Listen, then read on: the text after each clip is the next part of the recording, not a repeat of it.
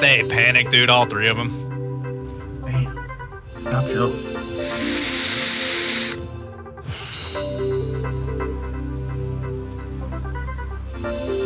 Dude, where are they gonna get Chell on the PC, dude? That's all I need to know. Where? Yeah, that. Pinching. Oh. In. Wow. Oh my god!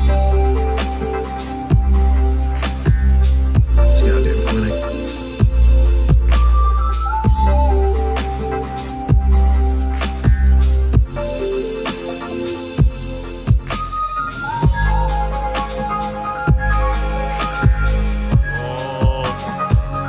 Oh my god, my recovery is so ass. I have no boost.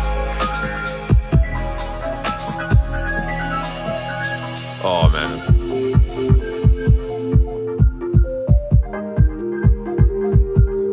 The fuck is this side base gonna pop, man?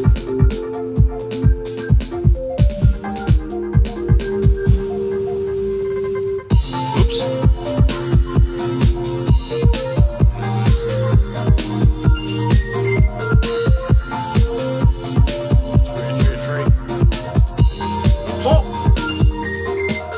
I was out of control. Oh!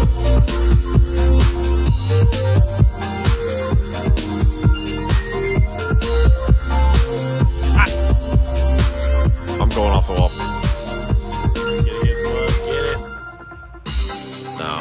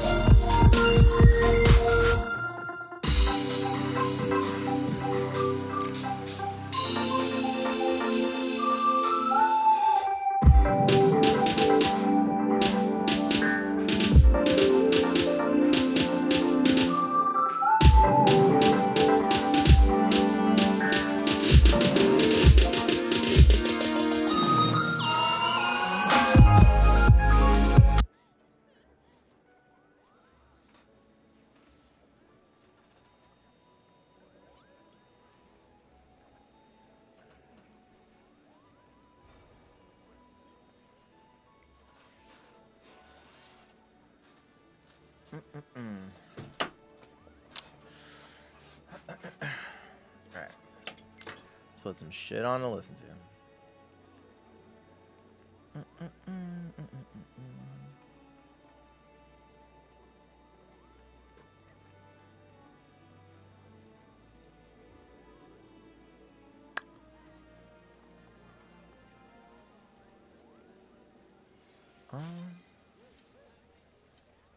Kind of want to listen to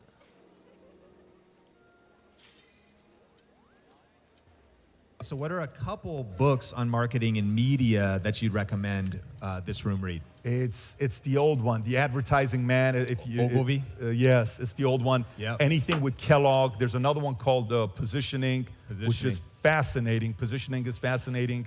Contagious is a must. It's an orange book. There's so many of them. I did a whole video when I said the top 10 to read on marketing. But, you know, the thing about marketing is people think sales and marketing is the same thing. You know this. You've been in business long enough. There's a different ability in marketing versus sales. Sales is, here's the options. Let me find out what your pressure points are. Let me get the objections. I know the FAQs. We're getting to a point. Which one do you want to go? Do you see any reason why we shouldn't get started today? No, we do. Marketing is storytelling, knowing who not to compete with. You know who's going to be a waste of time, that you're going to lose that battle. Like, look at Jake Paul. Jake Paul fought 2 UFC fighters. Where did Jake Paul fight him? Did he fight him in UFC rules or boxing rules? Boxing. Why did he fight him in boxing rules? What would have happened if Jake Paul fought Ben Askren in UFC rules? Who do you think? It's game over. Wait, so look how much of a genius he is where he's getting people to fight in his turf. So marketing is you getting your story to be in an area that you have an advantage, not your competitors. Number 4 is identify who we don't want to be as much as who we want to be. What a powerful move. Yeah, very early on. I mean, I used to ask myself, do you want to get married? Do you want to have kids? What's the point of getting married? Everybody says, I want to get married. Fuck Why do you want no. to get married? That's what you're saying. Everybody's getting married around me. Who cares if everybody's getting married? Why do you want to get married? No one's ever asked me that question before. Maybe you want to ask that question. Why do you want to get married? Half the time when you date, it's not about what you're looking for. It's what you know for a fact you ain't looking for. You know what I'm saying? It's like, listen, after the last 2, I know for a fact I'm not going to be wanting this, this, and this. All the other stuff I can tolerate. The same thing goes with business, right? Who do you not want to be? Look at everybody in the market and say, I'm not that guy. That's not me. This isn't me. Not who you want to be. You already know who you want to be. It's who you don't want to be. And that part takes a little bit more work to figure out. We're going to jump right back into today's featured conversation, but I wanted to let you know about a brand new free masterclass and downloadable guide that's available for you at 21videotips.com. If you like content like this that you're learning from Patrick Bet-David and Sean Cannell, you can get 21 more video marketing tips from people like Patrick Bet-David, Vanessa Lau, Pat Flynn, Alex Hormozy, and so many industry experts that are using powerful strategies for their video marketing today.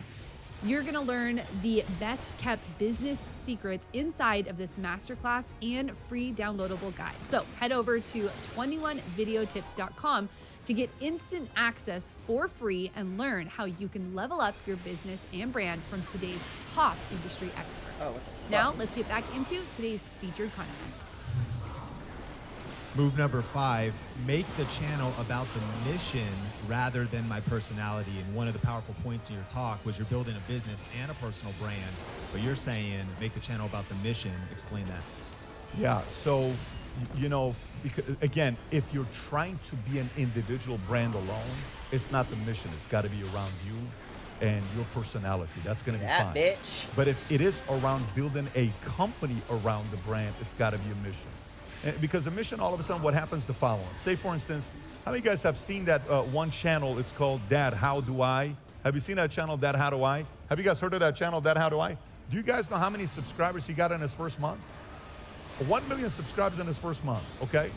1 million. The guy's in his mid-50s, right? So he says, hi, I don't know what his name is. We've communicated a few times. He says, today I'm going to show you what to do if you have a leak in the plumbing. This is what you do. It's a 5-minute video, and he shows you how to do it. Today I'm going to show you what happens if your doorknob breaks down. Here's how to fix it. You go to Home Depot, you buy this. You're just kind of like, what a sweet man. I love this man. Man, I need to know because secretly I have no clue how what to the fix my fuck? plumbing when it leaks. Other people need to Give it a watch this shot. as well. Cool. For that, the mission is more about, I wish I had a father like him growing up that taught me how to do this, right? People connect with that. But to him, that's him. It's not really, I'm gonna take over the world, I'm gonna do this, I'm gonna do that. But if you're trying to build it into a company, the mission's gonna matter a lot because people connect emotionally to a mission. This book, again, I'm reading after Steve. One of the guys that's around with Apple who had a different way of looking at the company than Tim Cook, he kept trying to think about the way that Steve Jobs built a company because to him, it was all about think different versus to Tim Cook, it's, hey, what does Spotify charge? This much? Let's pay this much. Boom. Now we got 20 million reoccurring people that are using our Apple. So, but Steve Jobs would say, I don't care what Spotify charges. We think different. You use Apple because of this. So Apple has lost the mission and the vision. It's become a little bit more logical, even though it's a $3 trillion company right now, $2 trillion company right now. The younger generation is not saying, I want to go work for Apple. The younger engineers coming out saying, I want to work for who? What's the younger generation say they want to work for? The younger engineers coming out of Harvard, who do they want to work for? One guy, Elon Musk. Because to him it's what? We're going to go to Mars. We're going to go to this. We're going to go build this. So it's like the mission, the vision, man, I want to be around this guy. I want to work with a guy like this. That's when you're drawing people in. So yeah, the mission and the vision is going to matter if that's your vision. Number 6, create a new logo, name, and website that embodies a leading educator. This is maybe something we don't take that seriously. We just throw up some channel art, we get on Canva, we do some things. This was a serious move for you. Explain that a little bit. Yeah, again, if it matters to you. My son picks out his clothes. My middle son, my second son. My oldest son, Damn it. he'd go out with sandals. He could care less what he wears. I'm not even kidding with you. My middle son, he goes, he takes my cologne, he does this, he puts the gel perfectly, he puts his necklace out, he puts the belt, tucks his shirt in, perfect nice shoes, and he walks out like this, okay? To him, he's a brand. To my oldest son, he could care less. Here's a point. If your logo excites you, because there's a story behind it, that's what matters. It excites me. Because the logo we have with a lion, the Vaitema logo, it's a lion and an eagle. It's tattooed on Mario's forearm here. It's a story about a fiction book I wrote that we're publishing right now. It's taken me 11 years to finally feel comfortable publishing this book because it's a story about me being from Iran, Syrian, depth. To me, you'll feel it because it matters to me. But if it's like, listen, I really don't care about what kind of clothes I wear, don't worry about it. Neither do people either. You may sell people in a different way. So logo and color only matters if you're that kind of a person. If you're not, don't overthink it. And when maybe not a logo, if you don't have to overthink it, if that's not a value, but what do you think about the value of picking the right name, especially as a content creator in business or in any niche, as well as securing your website as a to-do list in these moves? It has to matter to you. Again, it goes back to you. Okay, folks, on 3, scream out your favorite Come name on. in the world that you gave to Dog, your I kid. just did all that damage Or and no one had if you my don't back. have a kid right now, you would name your kid that name because you love it. You ready? On 3. 1, 2, 3. Awesome. Okay. For me, my favorite name in the world We're going to is lose this one, I first think. Patrick. Oh, wait, no, it's tied. Gabriel, but David. Patrick's me. Gabriel's my dad. But David's my last name. My second name, my wife and I love this name, Dylan. Do you know why I love Dylan? Does anybody love the name Dylan? I love Dylan because I love Luke Perry. The guy was a stud, Luke Perry, right? I like this Dylan guy, right? Everybody had their own character. To me, Luke Perry was like Oh, wait, the bomb, no, right? shot. Chill, cool, you know? I like the name Dylan. I like Dylan. My daughter's name is Senna Rose Bedavid. You know why Senna? Because I love Ayrton Senna, the race car driver from Brazil. It's spelled the same way as a race car. I've watched his documentary over 100 times. I'll sit at midnight and watch the documentary of Senna and get the chills all over. Anytime I want to compete, anytime I'm in a place where I'm just kind of like, we're going to go we're going to do something big, I put the documentary at night because my blood is boiling. So my daughter's name is Senna Rose David. Rose is my grandma's name. Senna's the race car driver's name. Everything has a meaning to it. But to me, to you, if your company's name has meaning to you, it's going to have meaning to everybody else because of the way you sell it to them. Make sense? It's the best way I'll explain company names. Number 7 is attend social media industry conferences and learn different strategies. Wow, you're making the right moves. Just look at the name. And I just want to ask on that one, how do you decide? You're super busy. You're running 2 companies at an incredibly high level, putting in a ton of hours. How much time do you budget for learning and conferences or continued education? Regularly. I don't have a choice. Here's why. This is my interpretation of what you just said. The only way, in my mind, I'm convinced I'm not yet ready for the next level, whatever the next level is for me, right? In my mind. So if I want to get to the next level, I have to meet a new PBD, new version of myself. Okay, so this year, I look at the weaknesses of our businesses and our management team, bless you. On the insurance side, on my sales side, and Vitamin home office side, right? Vitamin is a startup. Insurance, I hired 5 C-suite executives. They all have fancy degrees. They all work for big insurance companies, and now they're coming to work for a guy like me, and I hired them all at the same time. It's problematic when you hire 5 C-suite alpha people who are all very good at what they do, who have all been part of a publicly traded company, and you put them in, now you got 7 of them, and they're working with me. So I looked at everybody, and I started seeing that people are having a hard time having crucial conversations together. And I said, whose fault is this? Wait, am I the only Praetorian? No problem. Here's what I'm going to do. Ain't that about a bitch? There's an organization in Utah called Crucial Learning, okay? I used them 15 years ago or 12 years ago. Love their program. They're $15,000 to use. By the way, I don't make money if you call these guys. They're $15,000 to use, and then you got to fly everybody in, and you got to get a hotel room. It's around $30,000. 2 weeks ago, Tuesday, Wednesday, I brought them in. They trained 20 of my employees of Vitamin for 2 days straight. I was in the room from 8 o'clock in the morning till 4 o'clock in the afternoon. The next day, Thursday, Friday, I flew them out to go to Addison, Texas. First one was in Fort Lauderdale. Second one was in Addison, Texas. They trained all my C-suite executives and my directors for 8 to 4, 2 days in a row, because we needed to learn how to have crucial conversations together. Then I'm taking all my top 20 earners, sales leaders, and I'm putting them in the room. Then I'm gonna have my 40 VPs take their 20 best salespeople, sit them in the room to learn how to have tough conversations together. Because 90% of the reasons why companies don't grow, and there's challenges in any organization, people do not know how to talk to each other in a tough way. They don't know, so they do the biggest mistake, which is what? Don't even talk to each other. Do you know what happened ever since? By the way, and every time I've done these types of meetings, which I do a lot, the first person everybody wants to have a crucial conversation with is who? With me. They're like, well, Pat, you know, I want to have this conversation. I just want you to know I respect the work you do. You're a great leader. However, there's a couple areas I'm like, okay, give it to me, right? But I'm proud of them because they're learning how to do this. So to go back and to answer your question for you, 10 years ago when we were going to do creating content, I wasn't yet convinced. We went to a social media world. I don't know what it was. It was in San Diego, and one of the guys, his name was Michael Hyatt. You may know Michael Hyatt. He's from Tennessee. He used to run Thomas Nelson, I want to say, was the CEO. And he got up and he gave a message and about podcasts. And I said, you know what? I understand that. And another guy named John Lee Dumas spoke. He was an Army guy, and I'm an Army guy.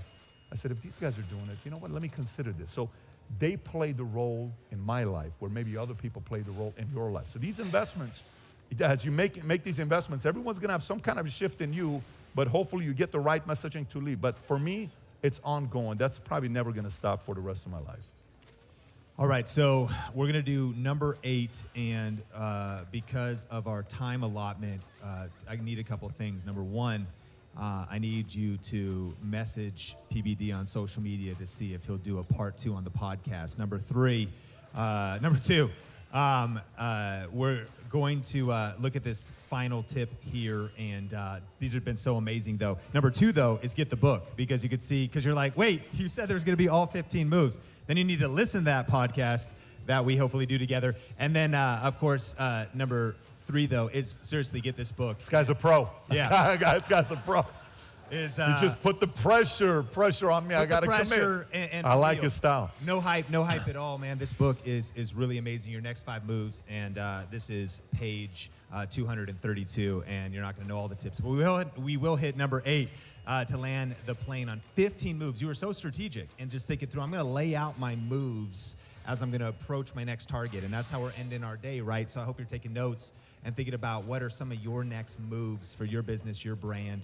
But number 8 is start learning the language of media and what needs to be tracked. Of course, in your session, you hit a lot of this, but I'd love your author notes on learning the language of media, but also for you what matters when it comes to tracking in valuetainment. Everything is data. So for me, 7 years ago, 2014 will be what? 8 years ago, Tom Ellsworth, who is a guy that introduced me to Vistage, and I was part of Vistage. He was the guy that my pastor's like, you got to meet this guy, Tom Ellsworth, smartest guy in the church. I meet Tom, and then one guy whispers, he says, you know who that guy is? I said, I have no clue who he is. He gave $660,000 to the church last year. I said, he gave 660? Yeah. 10%, 6.6. Okay, respect. How you doing? Good to meet you, you know? It's like, so then we start talking. I'm like, this guy's brilliant. So he was part of a company called Jamdad. They sold it to EA Sports for $680 million. So we're sitting there, we're talking to each other. And while we're having this conversation, he starts mentoring me about media and all this stuff. 2014, he says, Pat, you need a BI. I said, BI. We need to hire business analytics expert.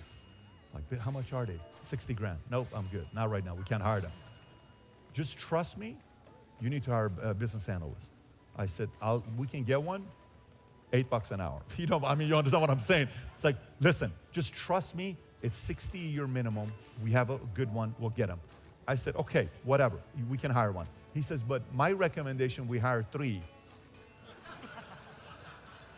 He says, we hire 3, we keep 2, and then one of them who stays with us, that's the best one, we give him a raise. I'm like, so you want me to do 180? It's not really 180, it's just, I'm telling you, I'm like, so I said, okay, whatever. I'm not convinced, guys. And I'm very skeptical at this time, because in my mind, I'm doing 15 grand a month. And there's better places I can invest 15 grand a month in my eyes, right? He says, just trust me. You hired me to be your president. Let me do my job. I said, fine, whatever. So he goes, he hires a 3. Brings them in. 3 weeks into it, these guys come to my office. They say, hey, Mr. David, we noticed a couple things we want to bring to your attention. Did you know that when it comes down to your ratios of licensing to how many new agents you bring, did you know that this state does the best ratios because of this person and that person? And did you know this state that we think are the best in the company, they're actually the worst in getting people licensed? I said, let me see this thing right here. That's pretty sick. Is this serious? Yeah, this one. Tom, this is big. I told you. So the next thing you know, I get on a call and I start going and visiting those offices. Licensing came up. We doubled licensing. We went from 500 to 1,200. I'm like, Wait, what did he just and say? he's like, hey, Mr. David, we have 3 other things we'd like to share. Whenever you have some time, we want to. This, but I'd love your author notes on learning the language of media, but also for you what matters when it comes to tracking in valuetainment.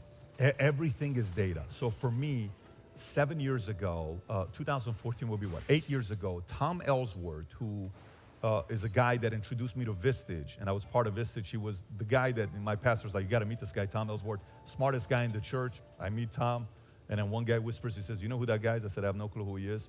He gave $660,000 to the church last year. I said, he gave 660? Yeah. 10%, 6.6. Okay, respect. How you doing? Good to meet you, you know? It's like, so then we start talking. I'm like, this guy's brilliant. So he was part of a company called Jamdad. They sold it to EA Sports for $680 million. So we're sitting there, we're talking to each other. And while we're having this conversation, he starts mentoring me about media and all this stuff. 2014, he says, Pat, you need a BI. I said, BI. We need to hire business analytics expert. Like, how much are they? 60 grand. Nope, I'm good. Not right now. We can't hire them.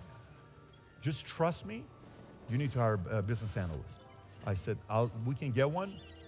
$8 an hour. You understand what I'm saying? It's like, listen, just trust me. It's 60 a year minimum. We have a good one. We'll get him. I said, okay, whatever. We can hire one. He says, but my recommendation, we hire 3. He says, we hire 3, we keep 2, and then one of them who stays with us, that's the best one, we give him a raise. I'm like, so you want me to do 180? It's not really 180, it's just, I'm telling you, I'm like, so I said, okay, whatever. I'm not convinced, guys. And I'm very skeptical at this time, because in my mind, I'm doing 15 grand a month. And there's better places I can invest 15 grand a month in my eyes, right? He says, just trust me. You hired me to be your president. Let me do my job. I said, fine, whatever. So he goes, he hires a 3. Brings them in. 3 weeks into it, these guys come to my office. They say, hey, Mr. David, we noticed a couple things we want to bring to your attention. Did you know that when it comes down to your ratios of licensing to how many new agents you bring, did you know that this state does the best ratios because of this person and that person? And did you know this state that we think are the best in the company, they're actually the worst in getting people licensed? I said, let me see this thing right here. That's pretty sick. Is this serious? Yeah, this one. Tom, this is big. I told you. So the next thing you know, I get on a call and I start going and visiting those offices. Licensing came up. We doubled licensing. We went from 500 to 1,200. I'm like, And he's like, hey, Mr. Bet David, we have 3 other things we'd like to share. Whenever you have some time, we want to show this to you, and I would come in. So if you look at this here, when it comes down to this data, you notice that and I'm like, oh my God, that's awesome. So then one day I get out of control. I'm like, you know what I want you to pull up? What? I want you to pull up it's kind of weird stuff, you're gonna hear from me. I want you to pull up which zodiac sign makes the most money in the company. So I'm thinking to see how good these guys are, whether they can pull it up. No problem, give us one day. Well, these guys are serious. The next day, do you know, and I'm thinking, because I'm a Libra, I'm like, for sure it's gonna be Libras at the top. So I say, tell me who's at the top. He says, well, the best sign for people who make the most money is Aries. I said, what? I said, what's 2? Cancer. What's 3? You know who was last? Libra was last. I was so I'm like, this doesn't work. This is not accurate, right? I said, throw this trash away. I don't want to look at it again, right? But the point is, everything became data because all of a sudden, it's like somebody put on a lens and I see like a new dimension I never saw before. Data allows you to adjust and improve in areas and not put time in areas that you're not getting the return, and put more time into areas you are getting a return. Same thing that I did with the insurance company, we did the same exact way with Valuetainment. And obviously the data shows what happened with us, because without data, you're not gonna improve. So yes, great point on the data. If you're not doing it, highly recommend it. Well, there's 8 of your next moves. Can we give it up for Patrick Bet David? Well, I hope you enjoyed that conversation from Growth Video Live with Patrick Bet David and Sean Cannell. And let me know in the comments, I know we only got through a few of those steps. Do you want to hear the rest of them? We would love to bring Patrick back on or have a discussion between myself and Sean, but let me know in the comment section on YouTube. Do you want the rest of the author notes from Patrick Bet David? Let me know by leaving a review or that comment in the YouTube channel. We'll also make sure to link Patrick's book down below, and you can get that on audio or in Kindle or physical copy. It is an excellent book that I recommend that you read from cover to cover with your highlighter and pens ready. Thank you so much for being a part of what we're doing here at Think Media. We have so many amazing conversations like this coming to the podcast. So make sure you're subscribed wherever you like to consume your content. And I want to thank those who have been rating and reviewing the podcast. You can go to Apple Podcasts to leave your review or leave a comment down below on the YouTube channel. Today's featured community member comes from Risen Sons 89. Advice and insight is unmatched.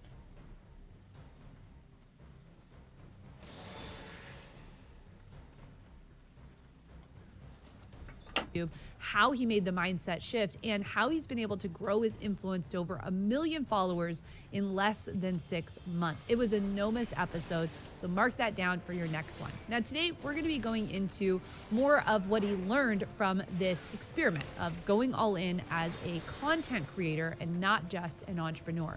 He's going to be breaking down some of the mindset shifts that he had to go through and a lot of mistakes that content creators make when they're getting started.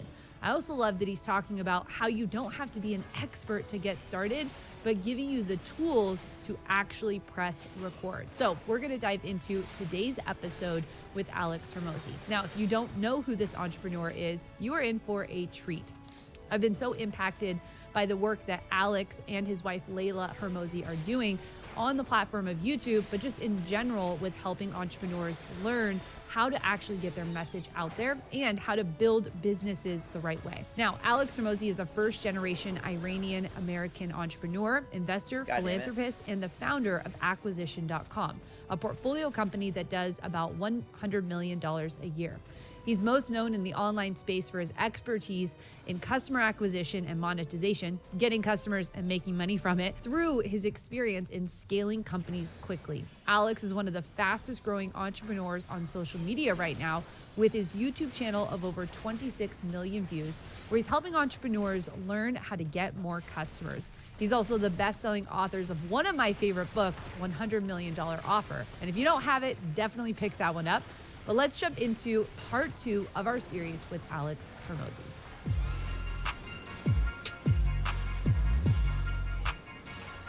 So that concludes section 2. How much and how? Fantastic. Observations. I was going to call it musings, but then I thought no one would know what that meant. So I just gave you the traditional lip service on a content generation model. it's kind of boring, and I don't think it's that interesting, which is why I tried to get through it quickly, because a lot of people will ascribe that as the reason that we grew a lot, and I don't think that's why. But I'm presenting it because I would end up getting a zillion questions about it, and so that's why it's there. I think the real reason that we were able to grow, so I'm gonna put like my real hat on for a minute, is that, and again, this is my 2 cents. There you go. Is that there's an unspoken question in every person's mind that has to first be answered, which is, why should I listen to you? And I think it's one of the most profound questions. And I think it influences how people share, how people take your content, everything. It's the frame that the content is consumed in. So I'll give you a real world example. Imagine you're talking to a guy, you don't know anything, and he's just like talking about business, and you're like, oh, that's cool. And then like 2 seconds later, it's like, dude, that guy's a billionaire. All of a sudden you're like, right? The frame matters a lot.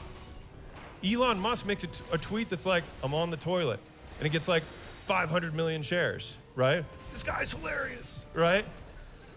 It's because it's Elon, right? And he has a brand that he's established, and there's context there. And so I think that we should have this question answered for ourselves and our prospects before creating content, all right? And so imagine for a moment that I had done this whole presentation up to this point, and I had a 1,000 person total audience between all of those platforms. Same presentation. How different would that feel? Right? Just imagine, dude on stage, you don't know me, and I have 1,000 people on Instagram and that's it. Same presentation. You would receive it differently, right? Right, I would, because I would think it was stupid, pointless, preachy, better than thou, full of, and if you're so good, why don't you do it?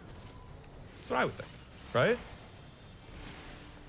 And so we have to answer the question, why should I listen to you? And I think a lot of you are making content from a weak frame, and that's just what I see. That's just me witnessing it. Like, you know, it's like the 18-year-old relationship coaches. You know what I mean? They're real. You know, like, they're out there. Some of you are here. You can, like, being real, right? You know, or it's like the business coaches that are doing $5,000 a month. I don't, you know what I mean? I don't have a lot of, like, you know. So besides all the stuff that we shared earlier, the real reason that I think our audience is growing is that we're talking about stuff that we have evidence to support. Like, that's the real, right? So all the I said earlier, sure, you can do that. That worked for me. You might not like Twitter. I like Twitter because it's easy for me. If it's not easy for you, don't do it, right? Which is why this worked for me this time, right? That's the context. But I think this stuff is the more kind of eternal stuff. And that's why I was kind of like excited to get to part 3. And so I think it's about having the evidence for your others and most importantly for yourself, right? We built these other companies first before ever talking about how to build companies, right? And so if you're like, great, Alex, nice for you. So how do I make content if I'm just starting out? Excellent question. So there's 2 frame shifts that I think have to occur. Do, then talk, how I versus how to, and give versus get, all right? So let's start with the first one. So who here hates this, right? How to live an amazingly happy life and get everything that you want from somebody who is doing this part-time and is still cutting hair, right? There's nothing wrong with cutting hair, but it probably wouldn't make you an authority on this matter. Does that make sense? Some of you are doing this and wondering why it's not working. You're like, oh man, my stuff's so much better. It honestly doesn't matter. It doesn't matter. Because if I had 1,000 people on stage, like on my followers, and I made the same presentation, you wouldn't give it. Like, I'm trying, like, real, right? And so there's a better way, I think. All right, so this is Alex's crazy content creation model, trademark pending. All right? Step 1, do. Step 2, talk about what you just did. I know. And then do bigger. This is a complex model, I know. We're getting to it. So here's how it looks in the real world, all right? Hey, here's what I did versus here's what you should do. Feel the difference? This is what I did. If it works for you, awesome. If it doesn't work for you, no sweat. Here's 20 of my clients. This is the stuff that I'm doing with them right now. Rosie was struggling with some skin condition. We started giving her magic pills, and look at her skin now. It's amazing, right?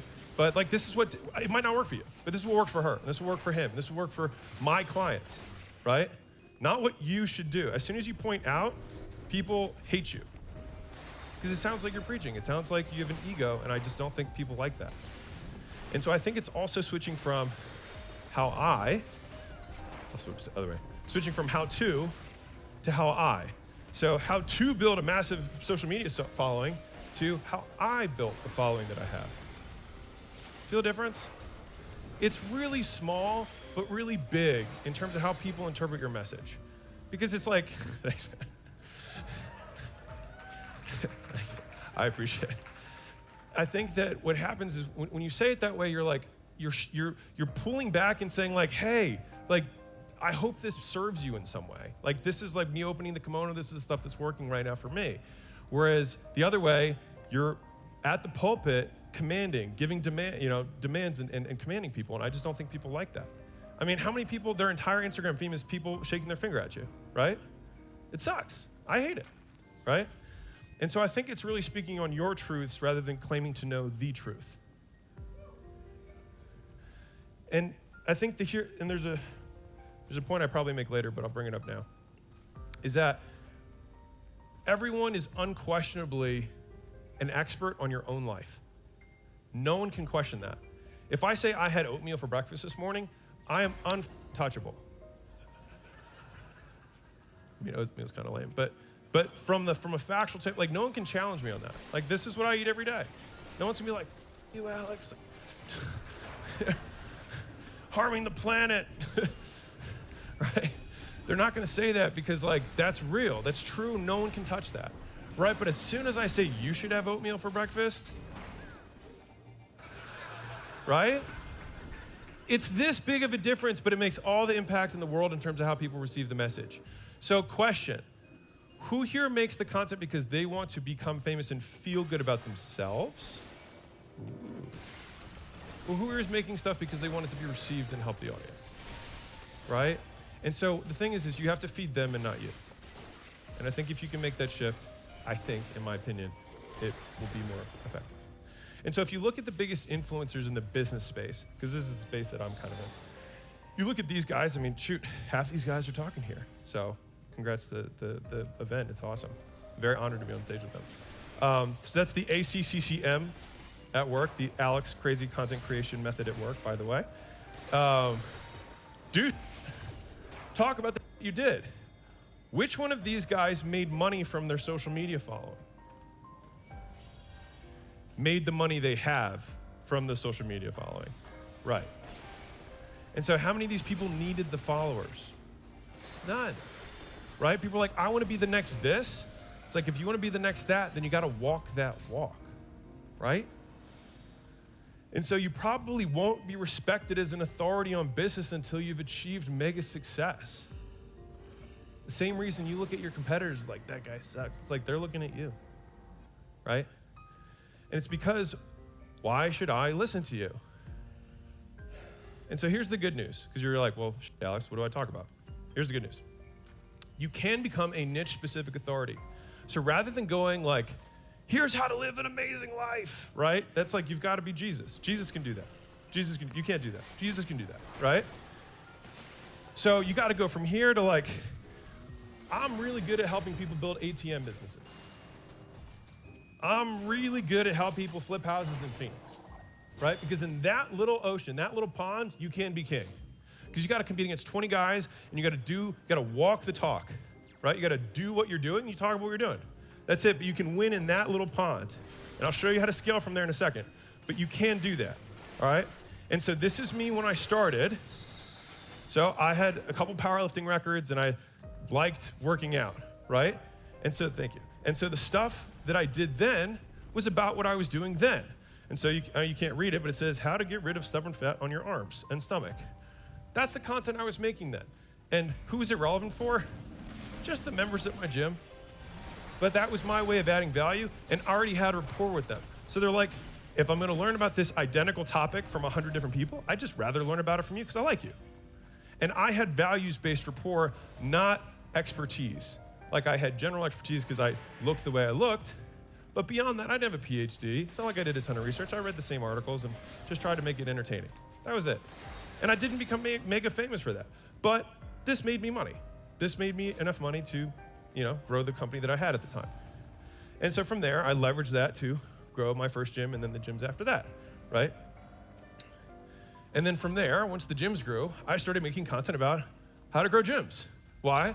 Because I knew how to grow gyms. I wasn't like how to scale your SaaS company. You know what I mean? Like how to reach $1 billion valuation. Like I was like, I don't know, but this is what worked for my gyms. And people are like, dude, this stuff works. I'm like, I know, because I'm doing it. This is how I do it. Like I know it works. This is how I do it. Of course it works. I'm doing it. Here's what's crazy. So many people are talking about and teaching stuff that A, they have never done, and B, they are repurposing someone else's content and making a version of it. Some of them are you.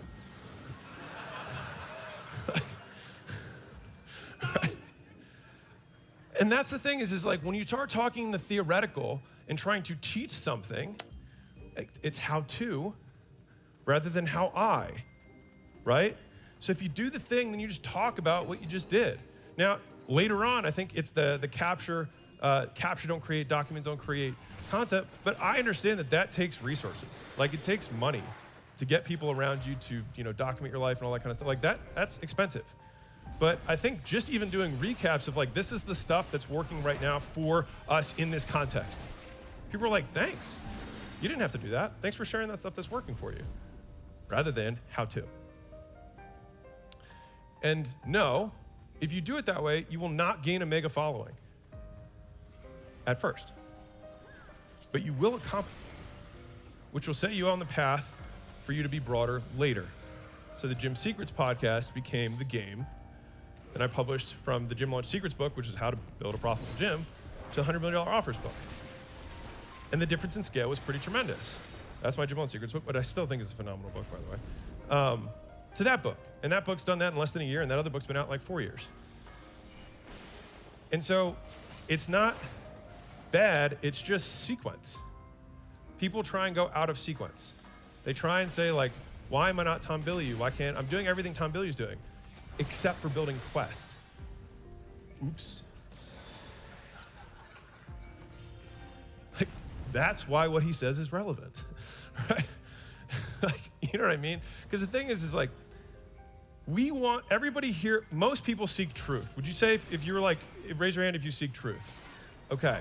So the easiest shortcut for the brain to seek truth is to look at someone who's the most extreme version and then think, okay, I don't have to apply a lot of decision-making filtering here because now I can just absorb this because I can just take this as fact. Because if Warren Buffett says this is how I should invest, I feel okay about that source. Even if he's like, save your money, spend less than you earn, dollar cost average into the S&P, and don't buy gold, right? Like, he says that stuff and you're like, okay. Now, the stay-at-home teacher who's been saving all of her money could say the exact same thing, but she just forgot to build Berkshire Hathaway.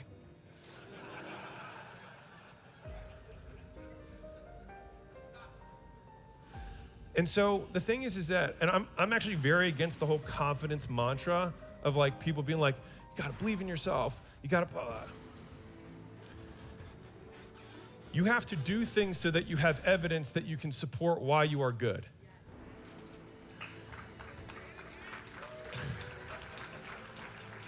You guys are great.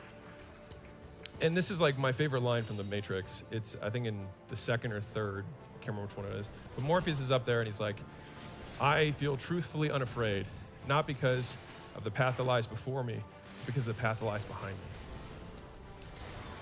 And I think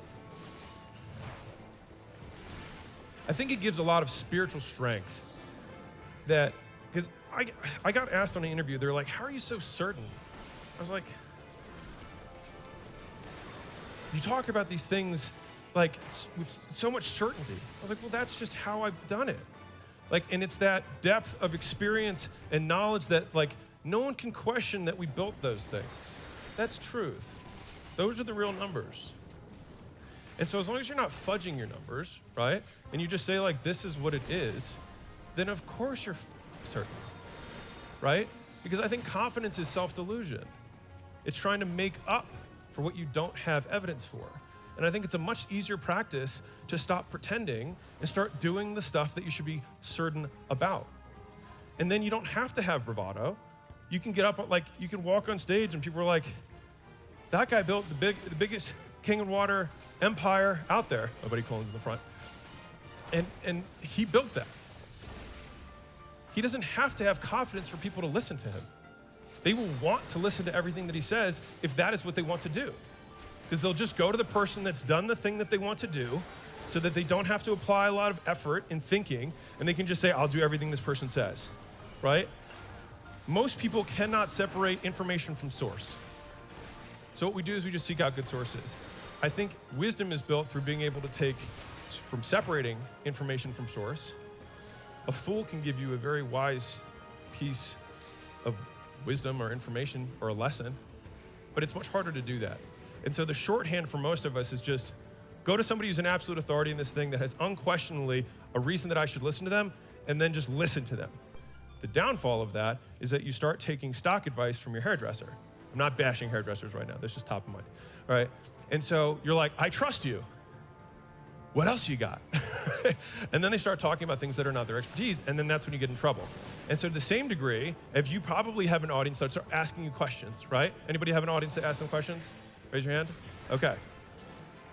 If someone asks you a question that is not something that you have authority on, I think you gain more authority by saying, I don't have authority to speak on that. And then you gain more respect because this is what happens. Damaging admissions are the single greatest thing that build trust. If I say, I suck at marriage advice, I suck at giving happiness advice, I suck at whatever, but I'm really good at making high returns in the stock market, how much more believable is that than I make really good returns in the stock market, and I'm really good at marriage, and I'm when you admit your deficits, whatever comes after the admission of guilt or the admission of deficiency is believed more. So if I say, hey, I really suck at a lot of things, but you're gonna believe whatever I say right here, that's a sentence structure for persuasion. And you can use that in all of the content that you have forever. It's also great for negotiating. And so, anyways, I say all this to say, it's the path that lies behind you, not the path that lies in front of you, that will give you the certainty that you want to gain the influence you desire. And so my evolution for me was fitness first, and I just talked about this is what's worked for me. People are like, Alex, how do you eat Twizzlers and cookies all day and have a six-pack? And I'm like, A, genetics. B,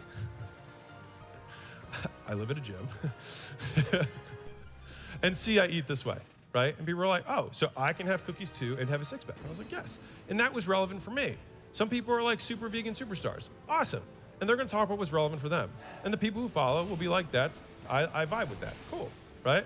And so I'm not gonna be the best nutrition expert in the world, but in terms of like my little fiefdom, I can rule that, right? And then I moved up because I started doing well there, and people started asking me, hey, how are you growing your gym? I was like, well, this is how I grew my gym. They were like, well, what about business in general? I'm like, I don't know, I've never ran an e-commerce business. I don't know about manufacturing. I don't know about software. I don't know about any of that stuff. But I know how to grow a gym. So I only talked about that. And the amount of people that was relevant for, this many. But for that audience, everything, right? I mean, and just for context here, there are riches and niches. Like, that company made a lot of money.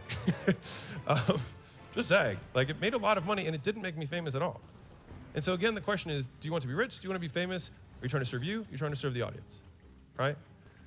And then the last one is like, now we've been able to leverage that initial success to build an e-commerce brand, to build a software brand, to sell those, and then now we have a portfolio. And so now, because we have businesses that span a lot of different areas, I can say, these are the frameworks that we use to build all of them. I hope this serves you. And then people can take that. And has anybody used any of the frameworks that and for Mosey Nation, anybody who's been there, have anybody used those frameworks to make more money? One person. Whew, probably not. So a big part of that is that you just get better over time. And so I said this quote and it got shared a lot. It's like, you're not making as much money as you want because you're not as good as you think you are.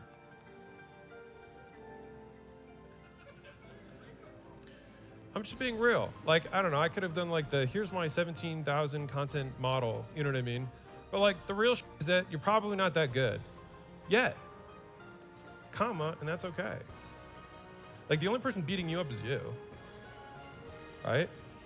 And so the only way to get better is volume. And the only way to get even better than volume is volume times time. Because volume, you can write this down, I don't have this in the presentation, but this is like the equation of life. Volume, or at least business. Volume times time equals skill. You got to do it a lot of times for a long period of time, and you will get better. That is a promise. If you suck today, you will suck less tomorrow. And eventually, one day you will look up and suck so little that you will actually be good. And then people will ask you, how did you become an overnight success? And then instead of saying, here's how you cold call, you say, here's how I did it. I hope this serves you, right? And you can build that trust that way. Great, Alex. So how do I make money if I'm just starting out? Fantastic. All right, Colton. Jeez, always about the money. I'm kidding. Colton's awesome. So here's a couple observations here. Give away the secrets, sell the implementation. All right? If you want to build an enterprise that is valuable, this is how you do it. You can sell info. There's nothing wrong with that. But if you want to build a brand, give away the secrets, sell the implementation. All right? Because people are like, you can give the whole farm away. People still won't do it. 1% of people will do it. My business model relies on the 1% who do it. You know what I mean? So like I bank on that. But only 1% are gonna do it. So most people need help. Most people need encouragement. Most people need accountability. Most people need somebody who's going to act as their virtual Google.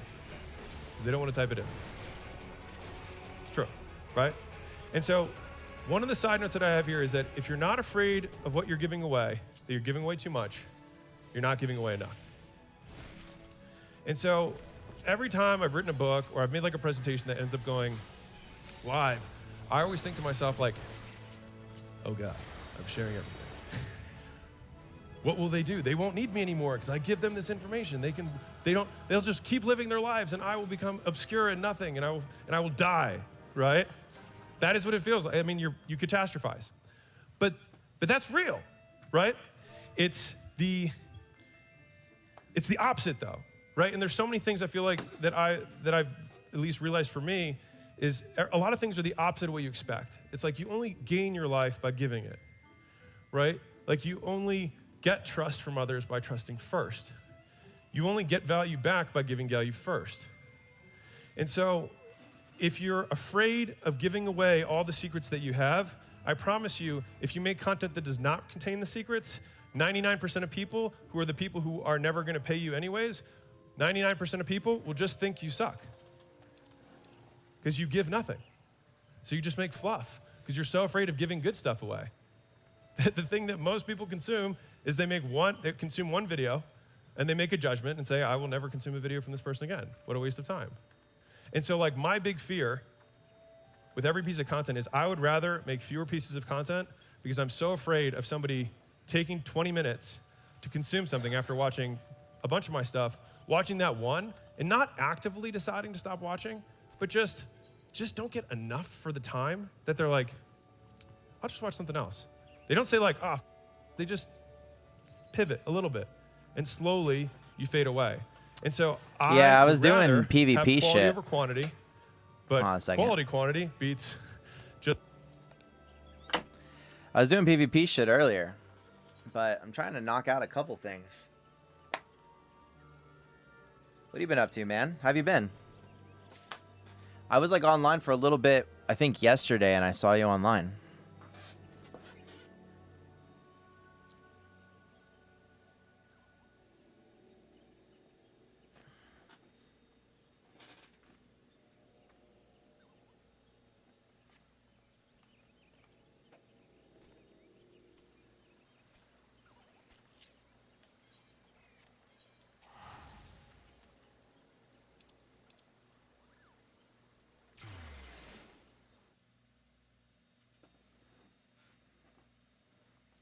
I was actually kind of thinking about doing like Eureka or something, to be honest.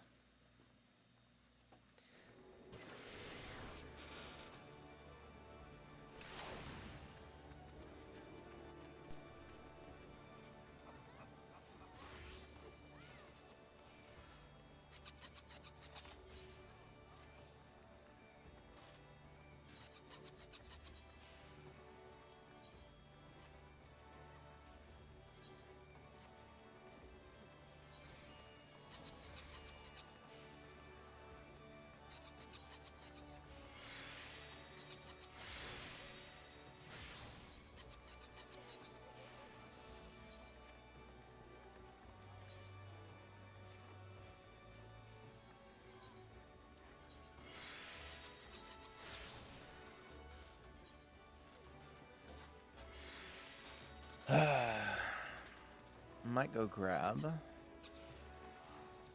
some water. Oh, dude, Freak, if you're here, by the way, have I got something to show you?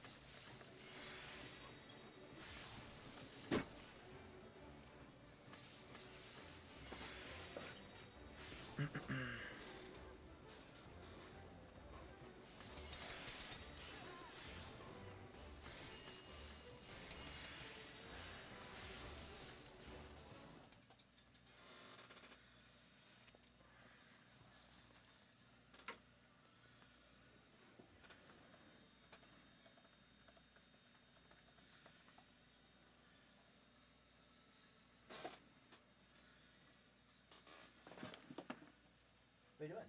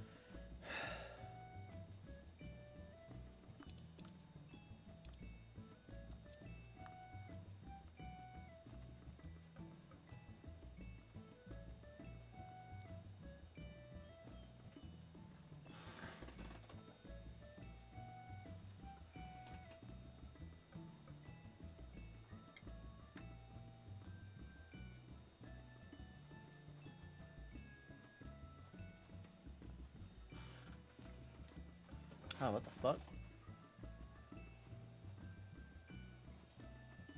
Oh, why is it all like on that?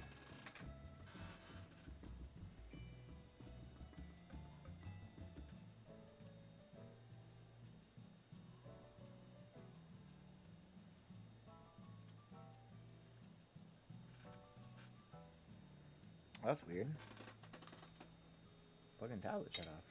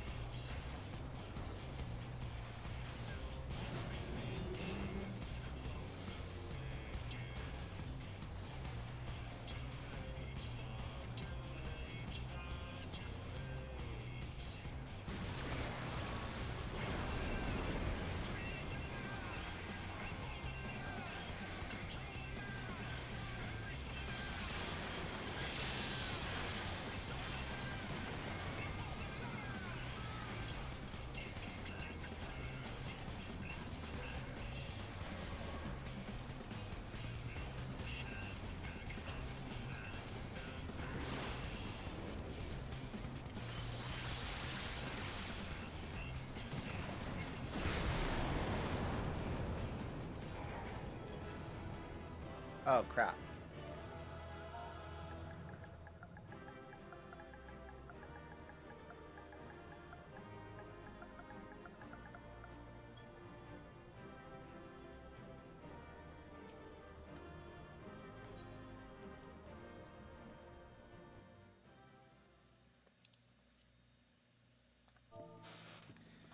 Ugh.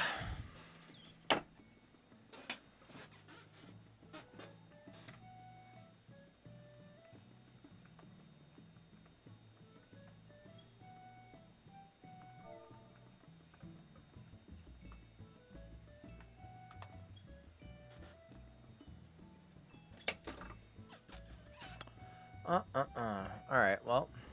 Fuck.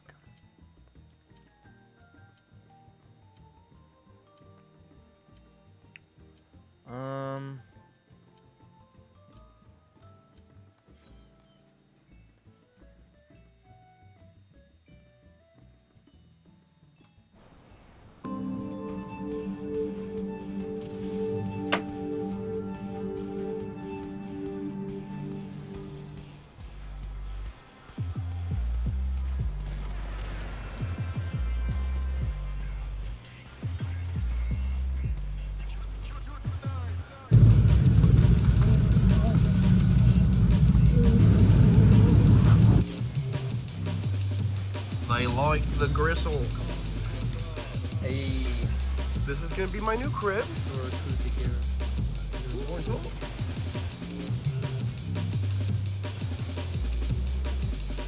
And right behind us, these beautiful pit vipers. Literally, it's what they're called. God damn, that's fucking loud. Oh, okay, let's stop that.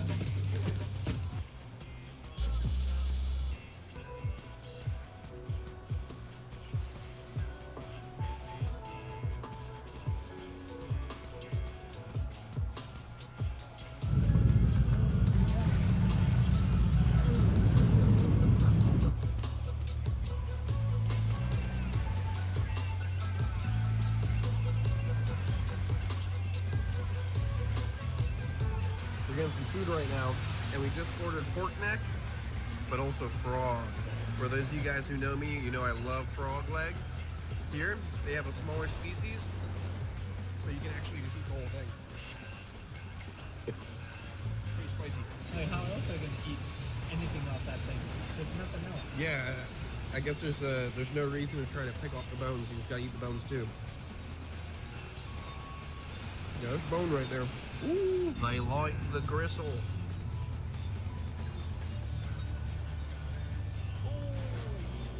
Just found some new prime real estate. I'm moving to Thailand. This is gonna be my new crib. I'm thinking about just coming out here. Oh, I'm gonna have to talk to my neighbor's dog about that. We're gonna see how the interior of my new place looks. It's honestly, it's a work in progress. It's kind of like an Urban Ranch Rescue reboot thing kind of going on. Let's see. Oh, toilet. So I don't have to get a new toilet. It's already ready to go. Nothing in that toilet. Okay, yeah, go ahead. This house even has a sunroof. Nice. This is nice. I can offer coffee. I can make a coffee shop out of this. I can offer coffee to people. Hello, sir. Would you like coffee? Would you like a coffee? Would you like a mocha? Yes, mate. I'll take two for a road. Okay, just give me 1 second. Let me just make some coffee. There we go. It'll be ready in 5 minutes. Alonzi! Skeets!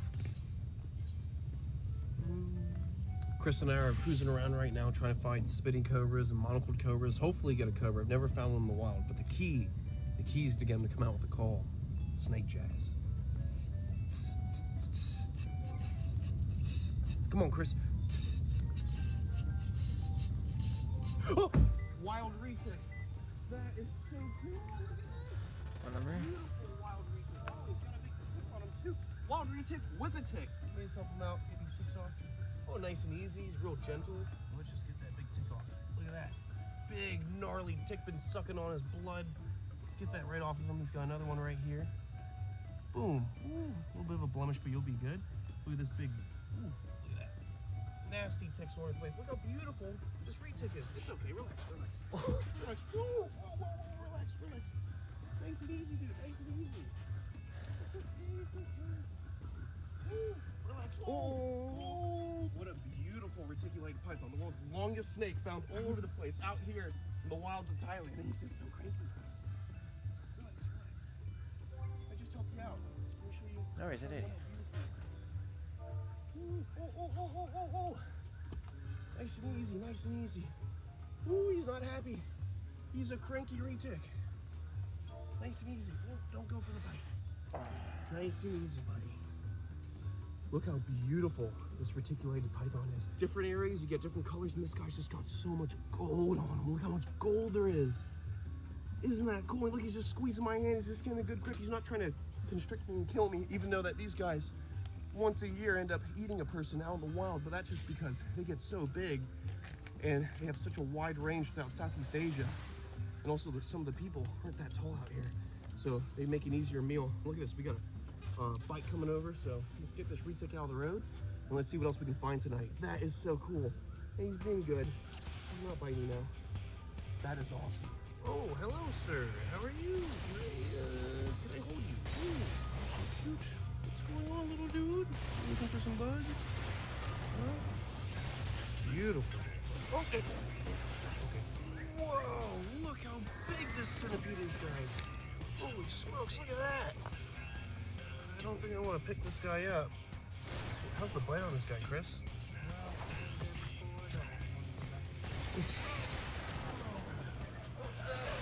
beautiful. Look at that guy. Little gecko. Oh boy. Better run, little gecko. Guys, look at this. Ignore all those dogs. It's a Sicilian. This is what we found in actual Costa Rica when it was raining. And this is actually an Asian species with a beautiful yellow stripe. Check that out. A little amphibian. Look at that. Woo! Looking around for some earthworms to eat. They have tiny, tiny little eyes. What's going on, dude? Looking for some food. What a pretty little Sicilian. That is so cool.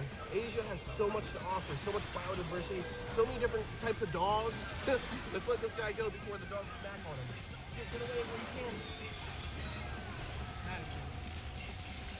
That is the monk who just noticed that he sees Malayan pit vipers here on the daily, and he's not even looking for these snakes, so we're bound to find one.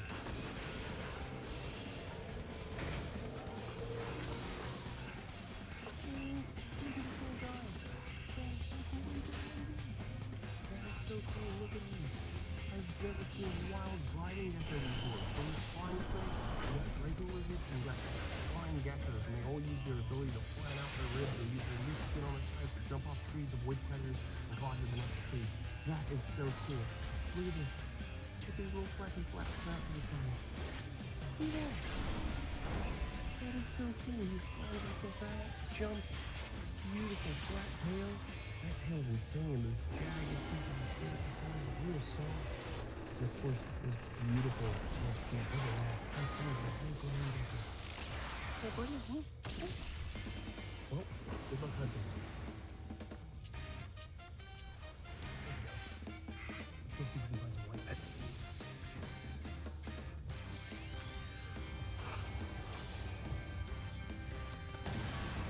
So cool. Looking for cool drain.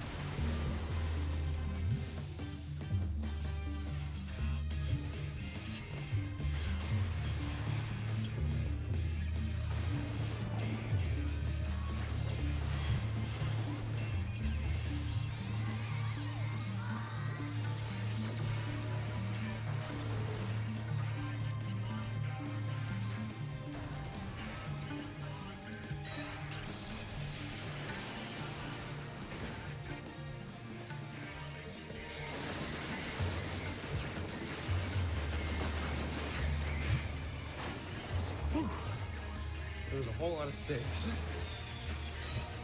And it just keeps going.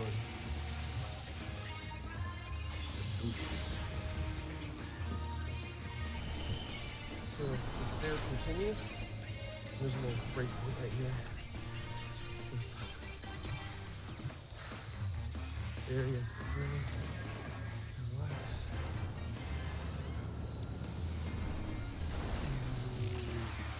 Oh, we're just done.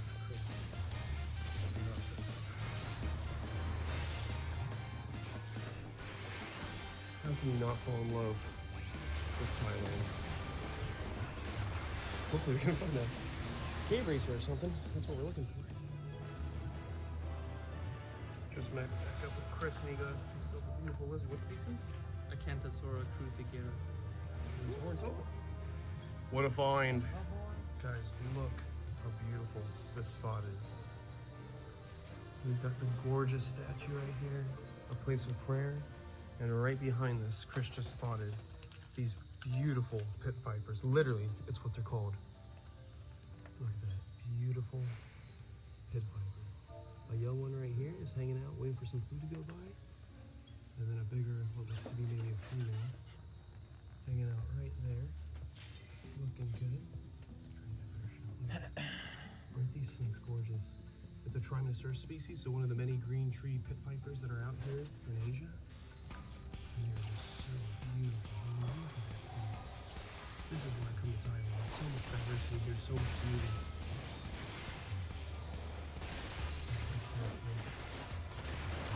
It is such a beautiful snake. And such a beautiful place. Amazing. Memories for a lifetime. Alright, we made it to the top. And this is it. No cave. This is the end of the platform. Who knows how many steps that was?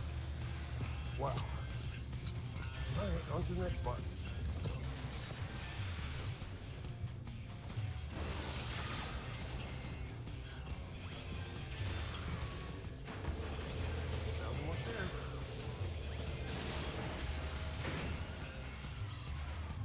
Guys, look how the overhang over the years has eroded and broken apart. You got your rebar open, concrete just pieces of everything.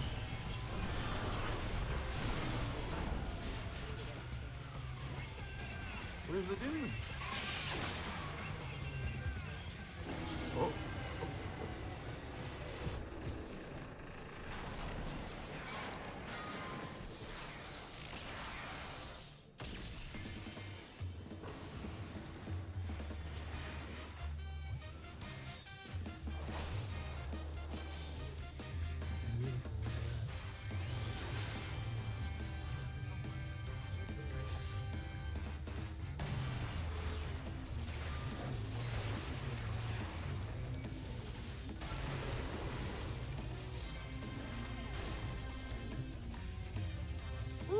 Found my land.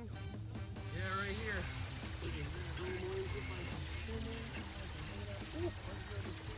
Really striking defensive snake. This is one of the most common snakes that cause bites here in Thailand because they're all over the floor like little landmines. Just like a fertile ants in Central America or South America.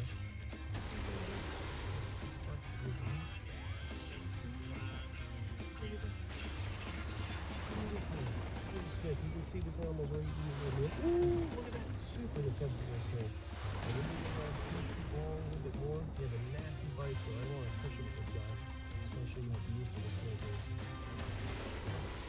Let's see if we can do it.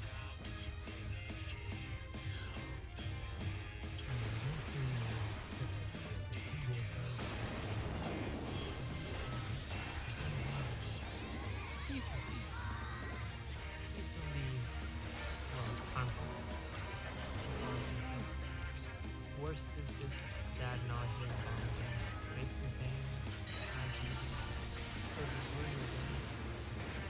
So this is the one that's really big.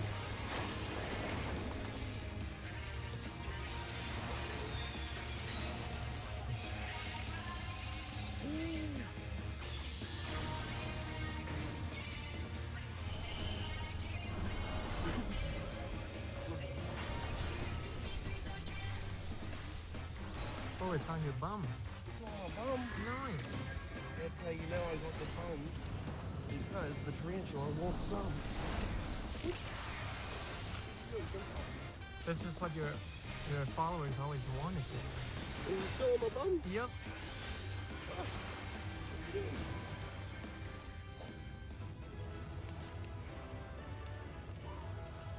Wild tarantula.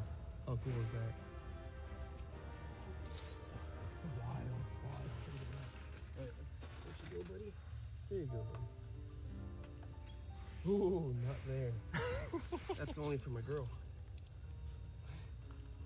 This guy doesn't want to leave me. On the pants, though. That's good. Right back to your tree. That was cool. Let's go see if we can find some snakes. Guys, I've never seen anything like this in my whole life. Look at this. This is called an Atlas moth. It is the world's biggest moth. Look how huge it is compared to my face. So it looks like a cobra, so nothing will mess with it. How crazy is that? You can see the little eye of the cobra, the mouth, the back of the hood. That's so wild. The world's biggest moth. Just look at this little guy. Little oriental vine snake. Look at that face. Gorgeous little eyes. diurnal, so he's sleeping right now. Completely visual coverage. Look around, trying to suss out lizards and maybe little geckos. So what it smells like. He's actually got a couple places too, you can see. He's got a little funky looking lumps here. Something like that. Under the surface behind. No giant something like that. These guys are hold their tongue.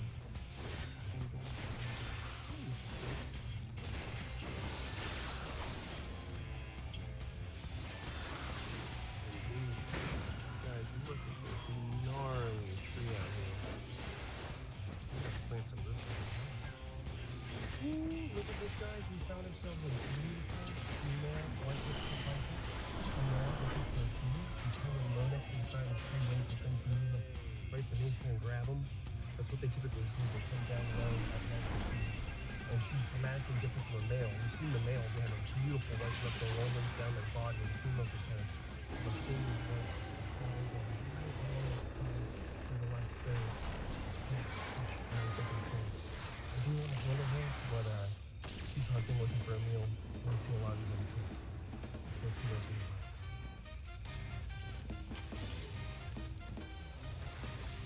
Guys, look, another vine snake.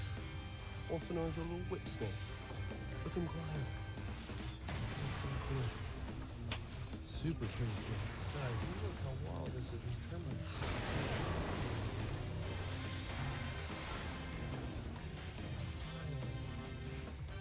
All the way up.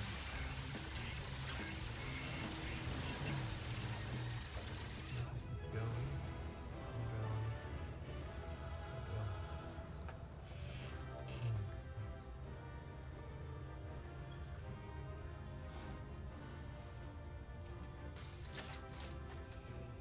Another one. All right, beautiful people. I will see you on the next one. Stay beautiful, stay safe, and most of all, Definitely didn't want all stay those. passionate about what you learned. And don't forget to check out Chris Reed on his YouTube channel right here. Ooh. And you can see beautiful animals.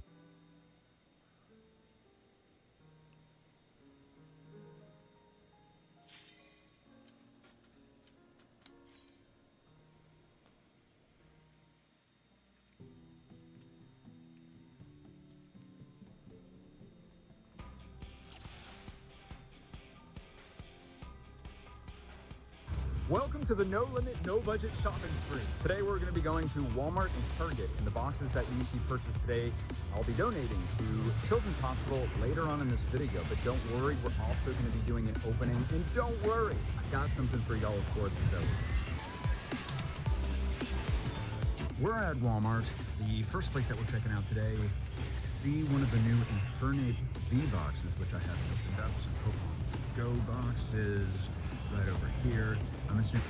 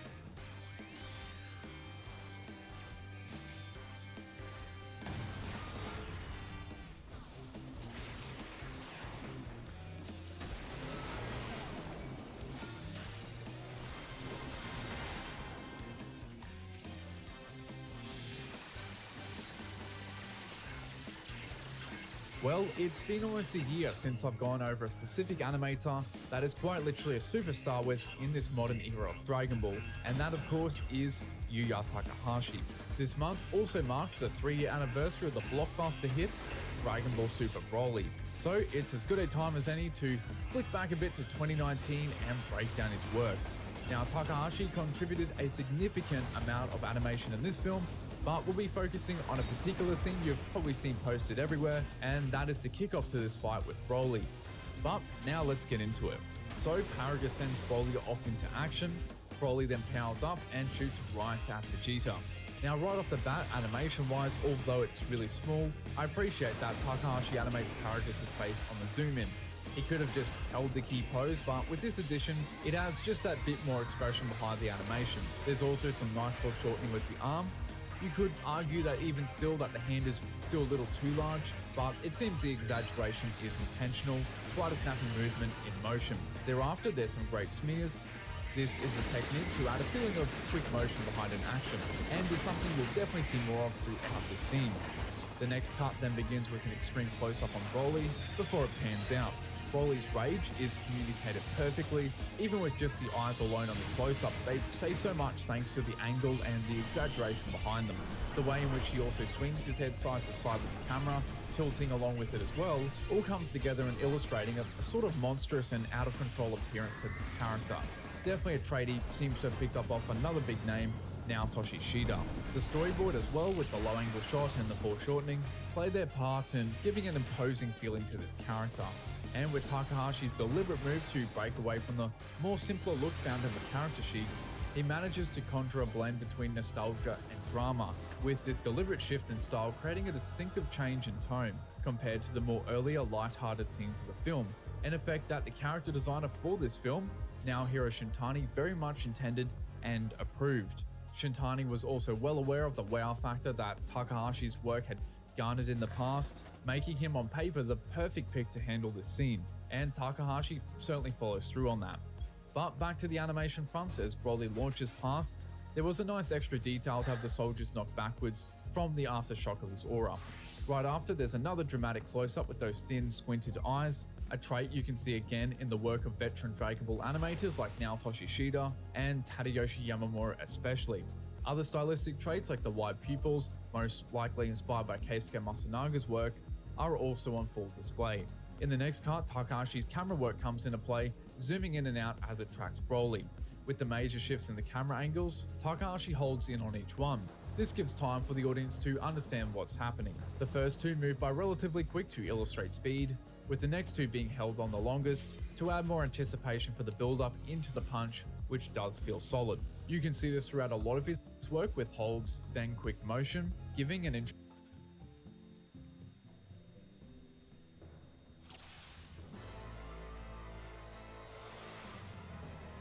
Quasar. interesting rhythm to battles while also having power. Now, the drawback for the release could have been dampened with how the camera cuts out where his right arm is, so you don't visually see as much of the anticipation behind this punch. However, the way he animates the left side of his body, in particular the arm, manages to still give weight, and quite literally, as it starts to swing right, like it would when twisting your body, then left as he releases it. He also adds holds on the punch for about 38 frames. This amount of time adds drama and provides that wow factor behind it. There was also a small reference I didn't notice until flicking through frame by frame, and that is that both Goku and Vegeta take on their classic battle poses from when they first fought. But the fight begins to ramp up, with Broly throwing out multiple attacks as they zoom all over the ice. Vegeta then gets his own kick in, and Broly shoots back, with Vegeta then casually taking his jacket off while dodging his attacks. The anticipation and general timing behind Broly's punches is excellent, giving a lot of weight behind his actions. The dynamic poses especially aid it, such as this one here, with Takahashi breaking the joints to achieve that effect, a technique commonly seen in animation. Once again, we get more great background animation with interesting camera work. Takahashi tackles the various angles in such an effortless way. I also have to give props to the storyboard. The transition from tracking the snow effects and breaking away to the two characters is definitely attention grabbing. With the smooth pan then around Broly, Takahashi holds on the key pose, providing again breathing room for the audience to catch what's going on as it builds up into the next hit. Vegeta, however, launches a big kick right into Broly with that sort of color burn filter applied, which you can see all over the big impacts.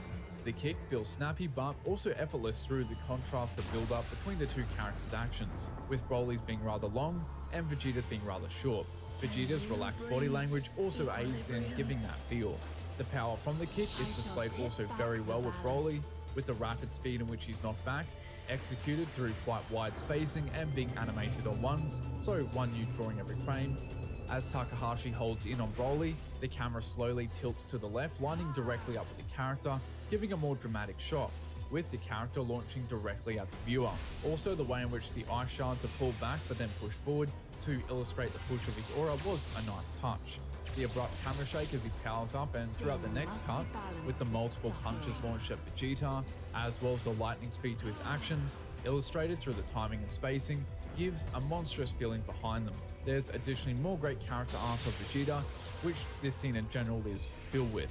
The camera then switches out from the first person perspective, with Vegeta launching a direct punch in the face, before landing a big blow on the stomach, then a smooth spinning kick to finish it off. One thing I'll mention is that it's great how after the big impact, instead of the usual formula you might see in Z of character reactions or switching to then some looped animation, it's followed up by interesting choreography with actually a lot of animated movement for both characters. There's also great overlapping action with the hair and with Broly's fur pelt. A very loose and natural feeling was communicated. With Vegeta's spinning kick, there's again a loose and realistic feel to the movement.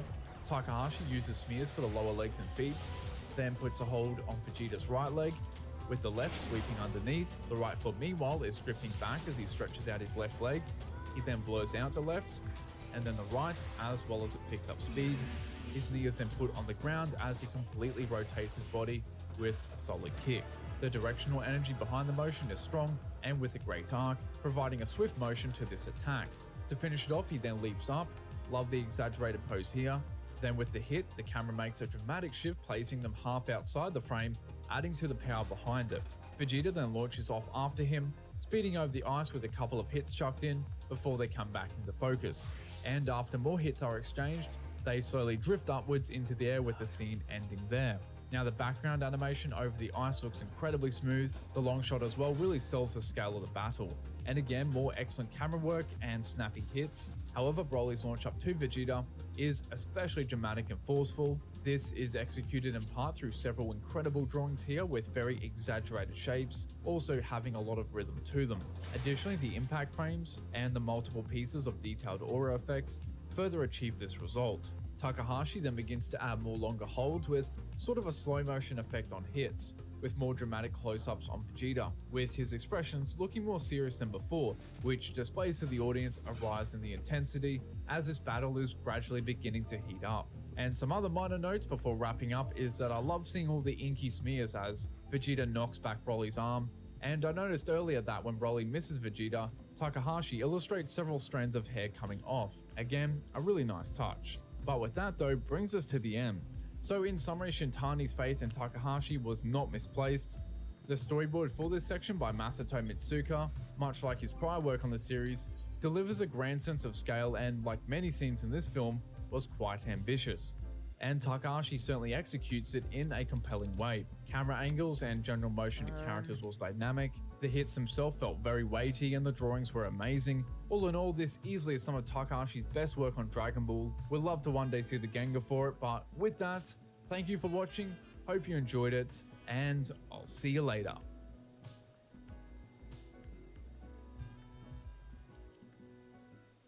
How are you doing, everyone? Thank you for coming on by today. And since the last comparison did fairly well, I thought, why not do another video comparing a moment from the original series and an extremely iconic one, this time from episode 95 to the new remade scenes from Dragon Ball Z Resurrection F Future Trunks Special Edition. Yes, that name is overly long. And staff-wise on 95, you have some well-known names like Minoru Maeda as animation supervisor, as well as key animators such as Katsuyoshi Nakatsuru and Masaki Sato, who just steals the show in this episode. And as director, we have the legendary Shigeyasu Yamauchi, and I have no doubt some of you have no idea who that is, but without going off on a tangent of why he is a stellar director, he was the storyboard and director of some fan favorite movies like Movie 9 and 13. And with the remake, Yuya Takahashi is up animating the transformation, and Tadayoshi Yamamoto as director and animation supervisor. And even though you have two different approaches due to circumstances, that being one with Z, it's a weekly episode, so there is more filler, therefore scenes are lengthened, whereas with the special, it's more so a flashback reel, so everything is much more compact and short as a whole and is more faithful to the manga. But regardless, it serves as a great example that diverging from the source material and adding filler, if done right, can enhance a scene, which I strongly believe it did due to the fact that this transformation is so iconic and well remembered decades later. And even though I might prefer the original, I'm not going to do the DBZ equals best, new equals bad, as it's always a good practice to analyze the positives and negatives of both media. And before we begin, like usual on this channel, the featured artist today is Flox.ig. This guy's work is always appearing on my feed, whether Instagram or Twitter, and for good reason. With great expressions, poses, and his ability to nail Shintani's art style, as well as replicating many others like from Dragon Ball Legends, he definitely deserves a follow. And if you want a chance to feature in a video, use this hashtag and tag me on the social media platforms linked in the description. And now back to the video. So first up, let's analyze episode 95 and the lead up to the transformation with Krillin's initial shock by Yukio Ebisawa to start us off, who was definitely one of the weaker staff members in the series. However, the artwork here is fine with a nice shocked face of Krillin, very reminiscent in many details to the manga, with the character art looking satisfactory throughout this portion, thanks more so though to Maeda's corrections. Yamauchi also opts to extend this portion rather than just Krillin looking up and seeing Frieza straight away. The shot switches to Gohan and Piccolo with some repeated frames of Krillin in between. Now, I'm sure some might not find this addition necessary, but it works well with the build-up to his reveal, and thereafter some waves crashing against the rocks before we get another shocked expression of Gohan by Toshiyuki Kano, who, if you haven't heard of, he had a hand in animating another iconic moment, that being Vegeta's sacrifice in 237. And overall, the character art here is good, his style of shading carries depth. I also especially like his Piccolo and Frieza, and kinda like before, instead of just showing Frieza in one go, there are extra shots added. But for this sequence, again, I think it works fine in terms of build-up, rather than just snapping straight to him. And through Yamauchi's framing of Frieza by opting to not show a full body reveal, but focusing on certain parts like his foot, his tail, what's left of it, and his hand, additionally with characters' reactions placed in between, it definitely complements the air of mystery and tension already being built before the final reveal. Moving on, we have some reused shots, and then we get to Frieza firing a Ki Blast at Piccolo, with Tamiya Lighter animating this next portion. Although simple, I really like the effects work for the beam. The glowing red and the small shards of light, so to say, are quite aesthetically pleasing. Furthermore, the framing here by Yamauchi is excellent, with this low angle shot looking up, and with Frieza already being placed on the rock, it really invokes a feeling of superiority and strength.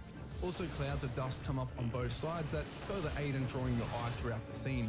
The next shot is likewise the same in terms of good framing. There is a clear path the viewer's eye is drawn through, aided again by elements like the dust parting to the side, which also assists in emphasizing the threat this small but deadly attack holds. And the fact that it is also red, which is a color commonly associated with danger, further works in this regard. And lastly, the area in which the cast occupy is painted with darker values that somewhat contrast with the lighter values of the background art around Frieza from the previous scene and the beam here. Then we get quite a interesting change in the writing, with Piccolo leaping in front to save Goku, whereas in the manga he just gets hit and sort of nudges Goku as he falls down.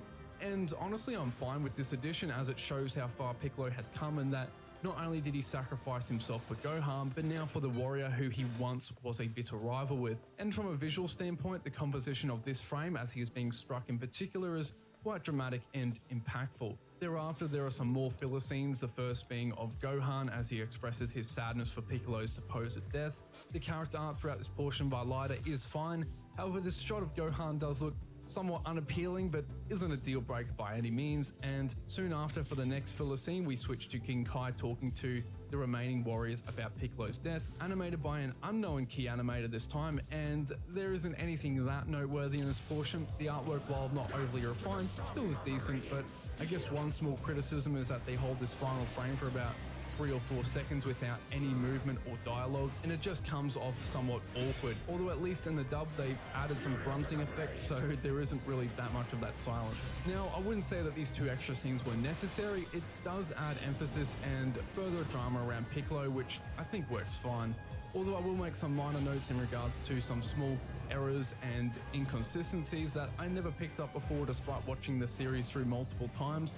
And firstly, the color of Piccolo's blood changes back to red, which was the original color in Dragon Ball before later changing to purple in Dragon Ball Z. So was this deliberate or forgetfulness? I honestly can't say. And secondly, for whatever reason, the sky in this scene I just showed of King Kai is a dark purple, actually very similar to the sky's color for King Kai's planet in Super, oddly enough, but then switches to the more common lilac pink before switching back again to the purple. And I mean, I actually like the vibe the purple gives, but it still was nonetheless a random change. Then there was a small mistake within the photography stage in regards to the layering of the cells, where due to Piccolo's cell being placed slightly too high, you can see Gohan's feet below him. Then lastly, even though Frieza shoots a key attack ball thing, I don't know what it is, it turns into a beam when it strikes Piccolo.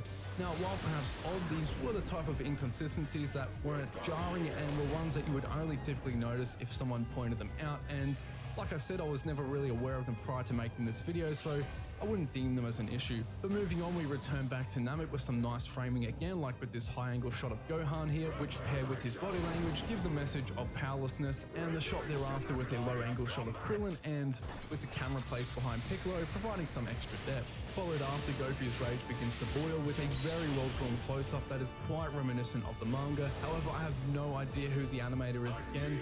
My guess through simple process of elimination is perhaps Noriko Ichibashi, due to every other key animator's cut on this episode being confirmed. But soon after, we get another great close-up of Frieza, surprisingly by Kano again, with some of his previous scenes being reused thereafter. Then Krillin is struck by the attack, and we have some extra additions like Krillin struggling rather than just being suspended mid-air, which adds to the desperation and the air of tension. Then he is shot up through the sky, and there is some really dramatic and intense character art working well in sequence with the tone right before his death. And the following effects work looks excellent, carrying over many similarities from the manga in terms of the shapes and the thick dark outlines. Then thereafter, the following shots are also very faithful to the source material, both not only in the framing but also the character art itself. And there is a final filler scene of King Kai, which was just entirely reused animation. However, it's short-lived, so it's rather harmless in the grand scheme of things. But overall, Krillin's death here is handled very well, even though there are some more changes with the writing, as in the manga, Frieza doesn't shoot any specific attack, but rather just kind of grabs him sort of, then kills him, whereas the anime opted to instead have this small ball of energy enter into his body, then Frieza controls that before exploding it from the inside, which is certainly more brutal, and if anything, it elevates the tension, so no complaints. And then finally, Masaki Sato steps into the ring at long last with this superb Frieza. The atmosphere also begins to build, with the background becoming suddenly darker in value. At this point, Goku is totally ignoring Frieza's taunts as his rage begins to swell, with some interesting effects somewhat like heat waves filling the air. Once again, Sato's Frieza is perfect. He truly captures that sinister look, and his detailed shading adds a lot of depth. Yamauchi's choice to also add in a long shot of the small island they are on communicates a nice sense of scale, and utilizing elements like lightning, which is darting all around, as well as crashing directly behind Goku, it creates a seriously intense atmosphere. And this only increases as the ground around begins to break, and you get this really cool pan up with those heat effects, and extra addition of having his hair rise up in his base form with lightning crashing all around. Furthermore, the values of both the skin tones and the background further darken as well, with the shading becoming also more detailed. This creates a clear contrast to the previous scenes, again intertwining perfectly with the tone and build-up. There was also the choice to have the Super Saiyan hair fade in and out, clearly communicating a struggle he was going through. Then thereafter, there are some repeated frames, and we get an intense close-up as his pupils suddenly whiten and he explodes in rage, with this really smooth transition of the hair shifting colors into that gold tone.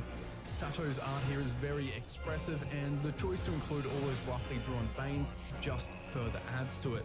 Then we get an intense glowing aura. The posture also indicates a complete change in attitude as well, with that iconic pose following thereafter.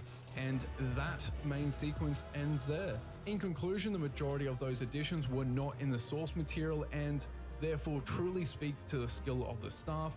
It additionally gave further emphasis in communicating a struggle to reaching it, which is another factor that made it so memorable. Now finally up to the remade scene from the special. So again, starting off from Krillin with the character art looking more polished and refined. However, it isn't as expressive, still it's decent enough. Then we immediately see Frieza. Now I would still choose Kano's take on Frieza if I had to pick between both versions, but I still quite like this one as well. And almost instantaneously, he shoots Piccolo right through the chest with the background changing to black with red splatters, framing the importance of this moment. The storyboard for this portion is pretty much one-to-one with the manga, as is the pacing being much more snappy. However, in the next part for Krillin's death, they sort of go for a balance between the two, sticking with to the gestures and framing from the manga for Frieza, but then taking a page out of the original episode with that small key attack being what kills him ultimately. Then as he flies in the air, the character art, much like the original, is quite expressive, and the effects work is excellent. I especially like the colors used in this scene and Yamamura's choice to darken the background gradually as the explosion takes place. Again, a simple but effective way to frame the moment. And the choice to add a soft yellow light additionally does a good job of making the characters feel further part of the surrounding environment. One minor nitpick though is something in both the remake and the original is that the shots of Goku's reaction as Krillin is in the air, in terms of composition, is okay, but it's nowhere near as dynamic and interesting as Toriyama's original panel. And it's sort of strange since Yamamura does make quite a consistent effort to match the storyboard to the manga, so it's a little odd he didn't go with it here. But moving forward to the transformation itself, much like Yamauchi, the sky turns dark, creating a noticeable shift in the tone. The rocks begin to rise as his hair switches colors, giving the sense of a struggle, much like the original. Then thereafter we get this wallpaper-worthy shot with the shapes of aura looking quite stylish. In the following shot we get some more excellent detailed character art by Takahashi, who at least going off this Gengar seemed to have been quite a model for this cut. Then something sort of clicks and he transforms. And finally we get the pan up of that iconic shot and it ends there. Now, I would still choose the original due to the superb build-up and the art style, but I have to compliment Yamamura here for trying to strike a balance between the source material and the original anime adaptation. And honestly, I believe he succeeded. You can see this in how the transformation is extended more than in the manga, and you have similar elements like the rocks rising and the switching between the two hair colors. Again, something exclusive to the anime, but at the same time still sticking fairly close to the original panel composition and the final moment of the transformation itself. However, ironically enough, by following the manga, it kind of led to the exclusion of that final powerful yell right before he transforms, and its absence can really be felt. But regardless, in overall terms of storyboarding and direction, Yamamura did quite a good job. The main negative is more so down to his work as supervisor, as his art style dominates his special with all the facial highlights and his style of shading. Although with the color palette, it is probably more somewhat subjective to taste, as from a general standpoint, a lot of the skin tones, like for Krillin as an example, lean towards more warmer tones, and if you remove the highlights, don't feel plastic and dull at all, or Goku's gi, which is quite vibrant.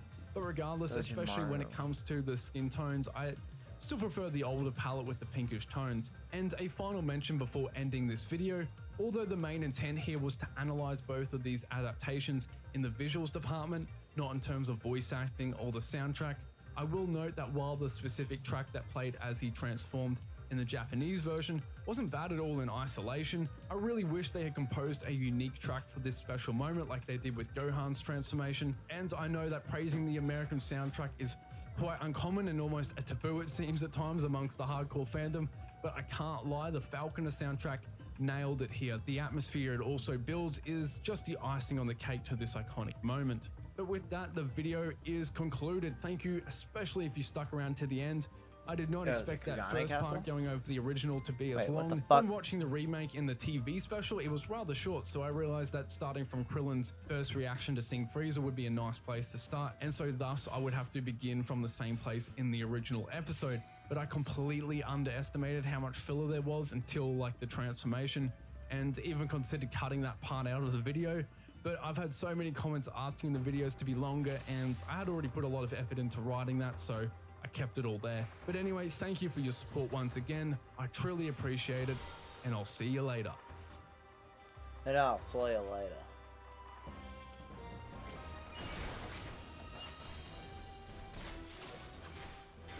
The first time I heard about Claymore was during a busy night in the kitchen of a barcade I used to help manage. One of my coworkers, we'll call him Tim, very much an entity entirely unto himself, and I were talking about really fucked up anime we liked, and he mentioned Claymore, how violent and morose it was. I immediately forgot about it, life and living happened, and I didn't think about the series again until last summer when I was super desperate for something on Berserk's level. It's a story that is thrust from a positive light into a dark and torturous future with unrelenting atmosphere and little mercy for its inhabitants. But unfortunately, you could raise a kid between chapter releases, and there are very few series that measure up to it in any capacity. And believe me, I've looked extensively. But while scouring the internet for a replacement, I was led back to Claymore time and time again. So is Claymore comparable to Berserk? Does it fill that desire for hyper-violence, complex scarred characters, and a vividly dilapidated world crushed under the weight of fear? Kinda, yes. It's not Berserk. However, Claymore is not only far better than nearly every other suggestion people put out there as a replacement, but it is unique and trailblazing in its own right, influencing future works including everything from Madoka Magica to The Promised Neverland and even Attack on Titan. Don't get me wrong, Claymore is an extremely violent dark fantasy set in some semblance of medieval times, disturbed in its own grotesque way and purposefully unforgiving to its main characters. But it is not Berserk. It's an experience entirely unto itself. Claymore holds a very special place in the anime and manga ethos, and it's also not talked about very often.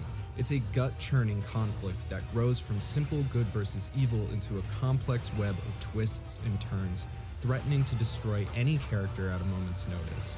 It's a story steeped in controversy between the individual and the state, between freedom and control, love and duty. This is Claymore. Let's get into it.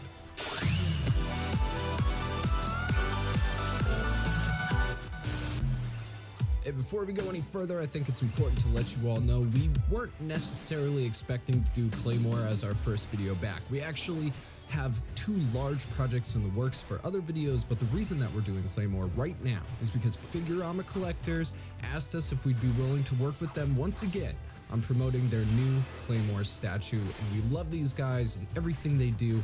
Plus, one quick search showed us that there's scarcely any Claymore content on YouTube, and what there is kind of seriously lacking. So we decided we wanted to make the definitive Claymore video with Figurama collectors supporting it. Figurama Collectors is still the only company we have ever done a full-scale sponsorship with because they are the best of the best when it comes to figures and statues. And if you are a Claymore fan, you will be in awe of their work. This piece is inspired by the final fight of the manga, filled with Easter eggs like the twin goddesses of love inlaid on the base, as well as the swords of Teresa's executors. Teresa's portrait is also swappable between her faint smile and Yoki eyes busts.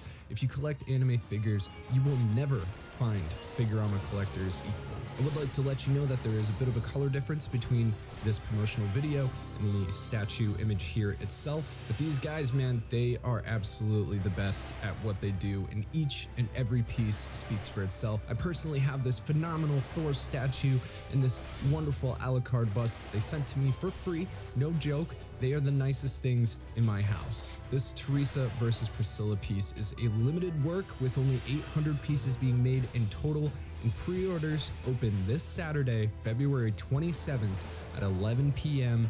JST or 9 a.m. Eastern Standard Time. You can get $25 off if you use the code BPCTP at checkout. The other statues have sold out in less than an hour, so if you want this piece, set an alarm right now for 9 a.m. Eastern Standard Time, or you will miss out on it. It will disappear. Bye-bye. They seriously sell out within hours. The link to the statue is in the description, and again, use code BPCTP for $25 off. You won't be disappointed, and thank you once again to Figurama Collectors, my boys, for the amazing work they do. Now, on with the show. Set on an island infested with shape-shifting monsters, Claymore opens its story with a harrowing display. These gut-devouring horrors are called Yoma, and they prey on human innards. Yeah, specifically innards. They don't want your fingers or toes. It's pretty much your bowels, and they're oddly specific about that. They go around murdering and eating people in secret and then replace their victims with their shape-shifting powers, walking among citizens until they need to feed again, usually annihilating the original victim's family in a feeding frenzied bloodbath. But worry not, this barren land isn't without its heroes. Much like the organization that employs them, they actually don't have an official name, but the common folk call these monster slayers claymores. And they are here wielding their claymores to dispatch these demonic motherfuckers with absolute prejudice for a price. Like I said, claymore aren't freelancers for hire. You can't just get one off Fiverr. They're the long dick of what is only known as the organization. Ominous. The organization creates, organizes, and dispatches the claymores on their missions, and then comes to collect the payment when the job is done thusly. It's also important to point out, if you hadn't noticed already, that all claymore are women.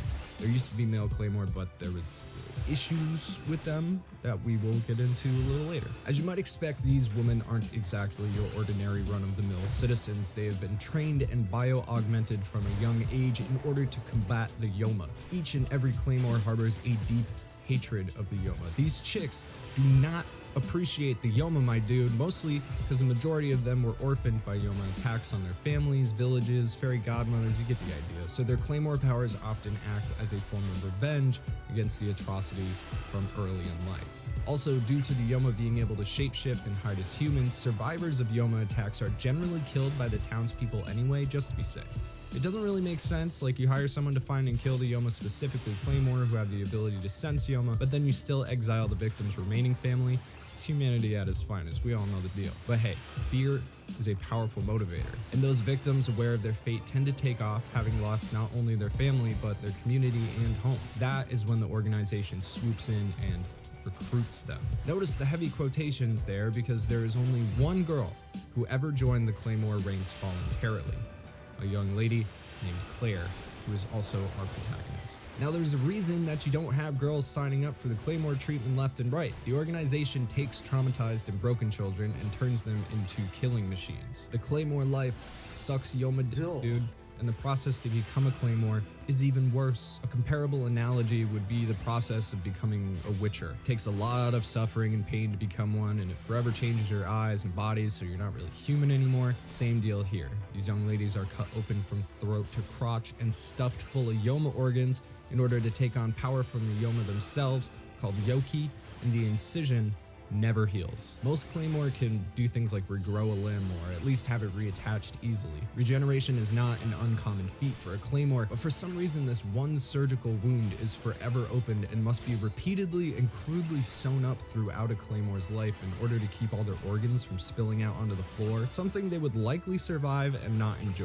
It's a bit ironic that their guts are continually trying to spill out from their stomachs, yet their organs were taken from the very monsters who crave innards. There's definitely nothing symbolic about that. But anyway, this clavicle to crotch scar is known as the stigmata and is obviously kind of unattractive, so much so that one Claymore who's being threatened by a group of bandits with some gang rape simply whips her top off and they're all like, oh my god, and leave. The scar is that bad. So anyway, this hybrid Yomifying of the girls changes their appearance, giving them blonde to silver hair, turning their eyes silver and enhancing their physique, making them taller. But don't worry, I'm 99% sure this isn't a Witcher ripoff. The end result is a woman that looks human yet has incredibly powerful half-demon abilities, which changes their physical appearance the more they tap into that monster potential. Because of this, Claymore aren't exactly welcomed or praised for their efforts by the people they save. In fact, there's some cities in which they're not even allowed in because of religious persecution. They're seen more as a necessary evil. They kill monsters, but are only monsters on a leash themselves. The life of a Claymore is often brutal,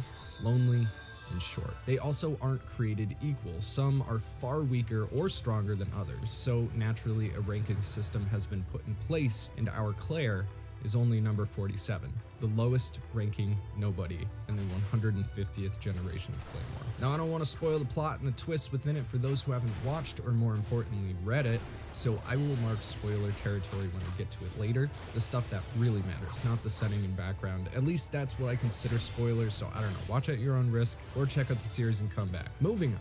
This ranking system is calibrated using the amount of Yoki or Yoma energy a Claymore can harness, which often results in unique and deadly techniques, fighting abilities, etc. The difference between, say, rank 5 Claymore and rank number 1 is huge though.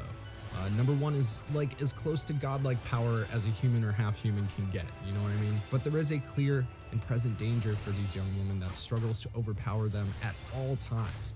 You see, releasing too much Yoki can result in a transformation known as awakening, which is kind of an odd title for essentially regressing into a full Yoma, but the more Yoki a Claymore puts out, the more their body begins to physically alter, taking on more and more Yoma traits. This can generally and easily be reversed, assuming the Claymore is able to keep a lid on their shit. However, awakening is likened to busting a big old nut. I think we all know how hard that can be to keep down. This is also why male Claymore are no longer produced. Apparently they had a much harder time trying to quell that the release, which again kind of sounds like a weird Japanese stigma that ladies don't get randy or something, but I don't know, you look in present danger for these young women that struggles to overpower them at all times. You see, releasing too much Yoki can result in a transformation known as awakening, which is kind of an odd title for essentially regressing into a full Yoma, but the more Yoki a Claymore puts out, the more their body begins to physically alter, taking on more and more Yoma traits. This can generally and easily be reversed, assuming the Claymore is able to keep a lid on their shit. However, awakening is likened to busting a big old nut. I think we all know how hard that can be to keep down. This is also why male Claymore are no longer produced. Apparently they had a much harder time trying to quell that the release, which again kind of sounds like a weird Japanese stigma that ladies don't get randy or something, but I don't know, you let me know if I'm reading too much into that. I'm sure you will anyway. So awakened Claymore are a bit of an issue because their power and physicality are multiplied by essentially where they already were in the Claymore ranking system. While a number 47 Claymore who awakens may be a struggle to take down, imagine if a number 1 Claymore lost it. I bet that would cause some problems. Sometimes foreshadowing is relatively obvious. So this all seems pretty cool, right? Like good world, interesting concepts. So why don't more people talk about Claymore? I mean, seriously, like the only video on it is from Glass Reflection from like 7 years ago, and that's a re-upload. It was originally released in 2011. It also kind of shows its age. We have a show about a group of female warriors, battles, blades, and babes. Try and guess whether or not I like this show. But I think the answer is, and I think we can all agree when it comes down to it, anime is far more accessible than manga. Just in the fact that there's so many streaming services, it was on public television, you don't really have to do anything to watch anime, especially if it's dubbed. You just turn it on and enjoy. Plus, now you can watch anime on Netflix and Hulu in addition to anime-specific streaming platforms, making it even more mainstream than ever before. Manga, on the other hand, you have to find, you often have to search for a decent translation if it hasn't been published in English, and then you actually have to read it, which, believe it or not, a lot of people are pretty adverse to. However, Claymore did receive an anime adaptation, however, there are issues with it. First and foremost, it was never finished, like not even close. It was developed by Madhouse, who is known for like everything good in the world, so the animation is generally solid to very good. But if you were to watch the anime and assume it was complete, you'd be left with a very distinct what the fuck feeling at the end and probably be bummed out. Not only does it cover a whopping 11 volumes of the manga and only 24 episodes, therefore lacking the depth and detail of the manga, it dumps the audience off at an extremely important turning point for the series, resulting in a 7-year time skip leading up to the main battles in Claymore. It's like if Dragon Ball Z stopped after Goku beat Captain Ginyu and was just like, fiend. Which is such a shame because Claymore is a high quality anime created by an awesome studio. And I believe the reason that it wasn't finished was because it simply didn't do well in Japan. Hear me out. When the anime aired in April 2007, the manga was 6 years into production and arguably at one of its best arcs before the 7-year time skip. However, leading up to that point, there was a little bit of a slump, and it's possible that readers had lost interest. We'll get into the manga in a bit, but it's safe to say one of the major flaws in the manga is pacing. Sometimes it seems like there's a lot of change happening way too quickly and it's hard to wrap your head around, whereas other times it feels like a fight is being drawn out way farther than necessary and diluting the emphasis of what is actually happening. Also, and maybe this is just me, but I find it really off-putting when Yoma talk in the anime. It's fine in the manga, and I'm not completely sure why this bothers me, but it just doesn't really feel natural. I'm actually curious if other people have had this experience like myself, but it always took me slightly out of the immersiveness. I don't know, maybe it's their voices. Anyway, the anime also ended where the manga was concurrently at the time in 2007, so it's also possible that due to a lack of content in order to create season 2 and low viewership, the project was simply put to rest. However, diehard Clayheads are still clamoring Pity laugh. for season 2. So should you watch it?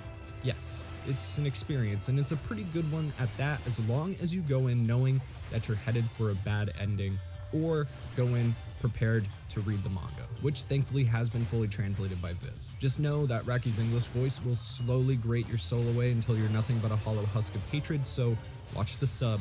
But yes, it is worth checking out. It's out there on Funimation and Hulu right now. But if we're being honest, and I am, because I'm always honest with you guys, the real magic lies in the manga. Mangaka Norihiro Yagi is an excellent artist, and despite previously mentioned slumps in all-around quality of the manga here and there, Claymore is a good read with plenty of twists and turns. It's also great to look at, and the art really hits its peak towards the end of the manga. However, again, I want to point out some minor issues that I know I'm not alone with. I read this last year. Tyler read Claymore in order to prepare for this video, and both of us had a very hard time remembering and trying to figure out who was who. The Claymore are all very similar. Same color hair, same eyes, outfit, weapons. They all have weird Elizabethan names like Rosemary, Lucilia, Sistina, Beth, Octavia, Galatea. You get the idea. And there is a lot of them, and most of them are pretty important, but don't get enough individual time to leave a huge impression. It's a pain to keep track of everyone and everything, especially because they all look so similar. Sometimes it's to the point where a character will die and everyone's sad, and you're like, who's that? This is especially prevalent during long dialogue sections where there's a bunch of claymores talking in a circle or around a fire or something. You're constantly getting new and different angles of everyone's faces on each panel, which keeps it interesting, and it's obviously good art, but that makes it very difficult to tell the difference between the profile of one claymore versus another. More than once, both of us said, is that Claire? Why can't I tell if the main character is talking or not? And then I'd go back and try to figure it out to make sure I understood who was saying what. It's not the end of the world, but sometimes it led to anticlimactic chapters or something because I couldn't always tell these girls apart. Minor gripes aside, we got the good gals, the bad guys. What's the story about? And why did I liken it to Attack on Titan or even The Promised Neverland? And why is Claymore being constantly compared to Berserk? Well, first of all, Claymore does nothing to suppress the brutality of combat. If you're looking for hyper-violence, this is certainly a way to find it. Despite being a Shonen Jump manga, Claymore is definitely a seinen series. The story follows lowest level Claymore number 47 of the 150th generation Claire down her path from a weak soldier towards her own awakening, which for the record is a huge theme in this series. See, it's more or less the fate of all Claymore to either awaken by overdosing on their own Yoki or dying by the hand of another Claymore sent out to stop that awakening. There's definitely a Western religious aspect to this story. I noticed it when it dawned on me that everyone has a stupid name, most of them biblical. The idea of these girls becoming horrifying monsters by getting what is essentially the cummies is definitely an allusion to chastity and purity. Regardless, it's a cycle you might recognize. Woman fighters battling monsters only to eventually turn into those same monsters unless they perish beforehand. Madoka Magica came out in 2011, with it being one of the rare exceptions where the manga is an adaptation of the anime. Claymore premiered in 2001, a decade earlier. This is what I mean when I say Claymore has permeated the ethos of manga and anime. While Madoka may be more well known, there's no question that it drew inspiration heavily from Claymore's themes. And you might consider this a spoiler, but the whole Claymore to Yoma connection is revealed like 4 chapters into the manga. It's not a secret twist like Madoka. It's a stark reality in the life of the Claymore. They all know that they are the walking dead, ticking time bombs that must be mercifully killed or will turn into full-scale super monsters. The fate of the Claymore is integral to Claire's story. Unlike most, she knew going in what would become of her. More locally to Claymore's plot, the whole reason Claire became a Claymore is due to this cycle. When she was very young, a Yoma ate her mother and was about to get the grape on with her when she was saved by a nameless Claymore. Despite this, she was yet again captured by another Yoma, used as cover for that Yoma, and also a plaything, resulting in mental and physical trauma which left her mute. That is, until she was rescued by another Claymore named Teresa. Now, Teresa is the baddest bitch, not only #1 of the 77th Claymore generation, but arguably the most powerful Claymore of all time. When Claymore used 10% of their Yoki, their eyes generally turn yellow. Teresa never even had to try that hard. 10% of her power is usually overkill. So naturally, after being saved, Claire follows her around like a puppy despite Teresa's many objections. And this is where we learn the golden rule of being a Claymore. You cannot kill normal people, or the organization will hunt you down and kill you. So after a run-in with some bandits whom Teresa humiliates, a particularly nasty one comes back and tells Teresa that it's great time. But before the bastard can make the purple drink, little Claire beats him down with a stick, so he in turn kicks the crap out of her. And Claire's innocence and love for Teresa awakens a long-dead compassion in her, specifically a newfound understanding that the two share the same pain. The pain of isolation. Eventually, Teresa manages to shake Claire despite her obvious affection for the girl, and it might be due to her obvious affection for the girl. Hanging out with the Claymore is not safe. How was Claire able is to left kill in a one? village which Teresa saved from a Yoma. However, the Yoma's presence was keeping those grapey bandits at bay, who then swiftly swoop back in to take the town for themselves once Teresa is gone. After realizing this and rushing back, Teresa finds Claire beaten and bloodied and absolutely loses her shit, killing all the bandits, becoming a woman marked for death. She then takes Claire with her to spend the rest of her remaining days. Now, naturally, those days would be interrupted by an organization hit squad, including the other top Claymore of the generation, potential number 2, 3, and 4, Priscilla, Irene, Sophia, and Noelle. These hit squads are generally the only time multiple Claymore work together, for the record.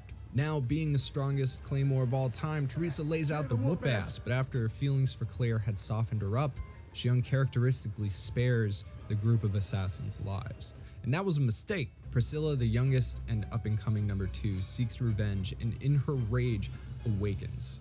She decapitates Teresa, kills the other 3 Claymore on her squad, and leaves a young Claire to simply cradle Teresa's head all alone. Now, eventually Claire meets up with the organization with Teresa's remains and asks them to put what's left of Teresa inside of her so she can become a Claymore and kill all the Yoma, specifically Priscilla.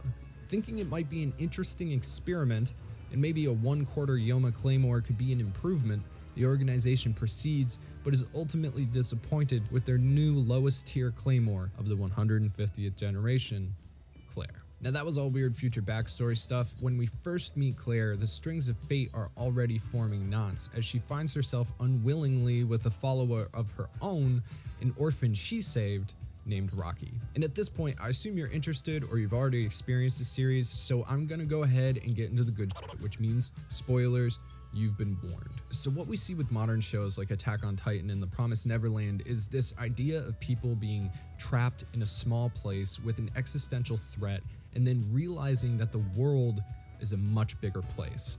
This also comes with the realization that the existential threat is generally the fault of man, or at least a nefarious plot of some kind. You know what I mean? Some kind of, this is all for the greater good at the expense of X people and X situation. Claymore is the first mainstream Japanese story that I'm aware of which pioneered these themes. It all starts off with the general threat of the Yoma, these inexplicable, terrifying, human-devouring creatures with inhuman abilities who can only be defeated by a certain type of warrior. Normal people are completely at their mercy, yet these warriors sacrifice their bodies and humanity in order to become this beacon of hope. However, they're also generally not liked by civilians, or at least feared. Claymore is that in a nutshell.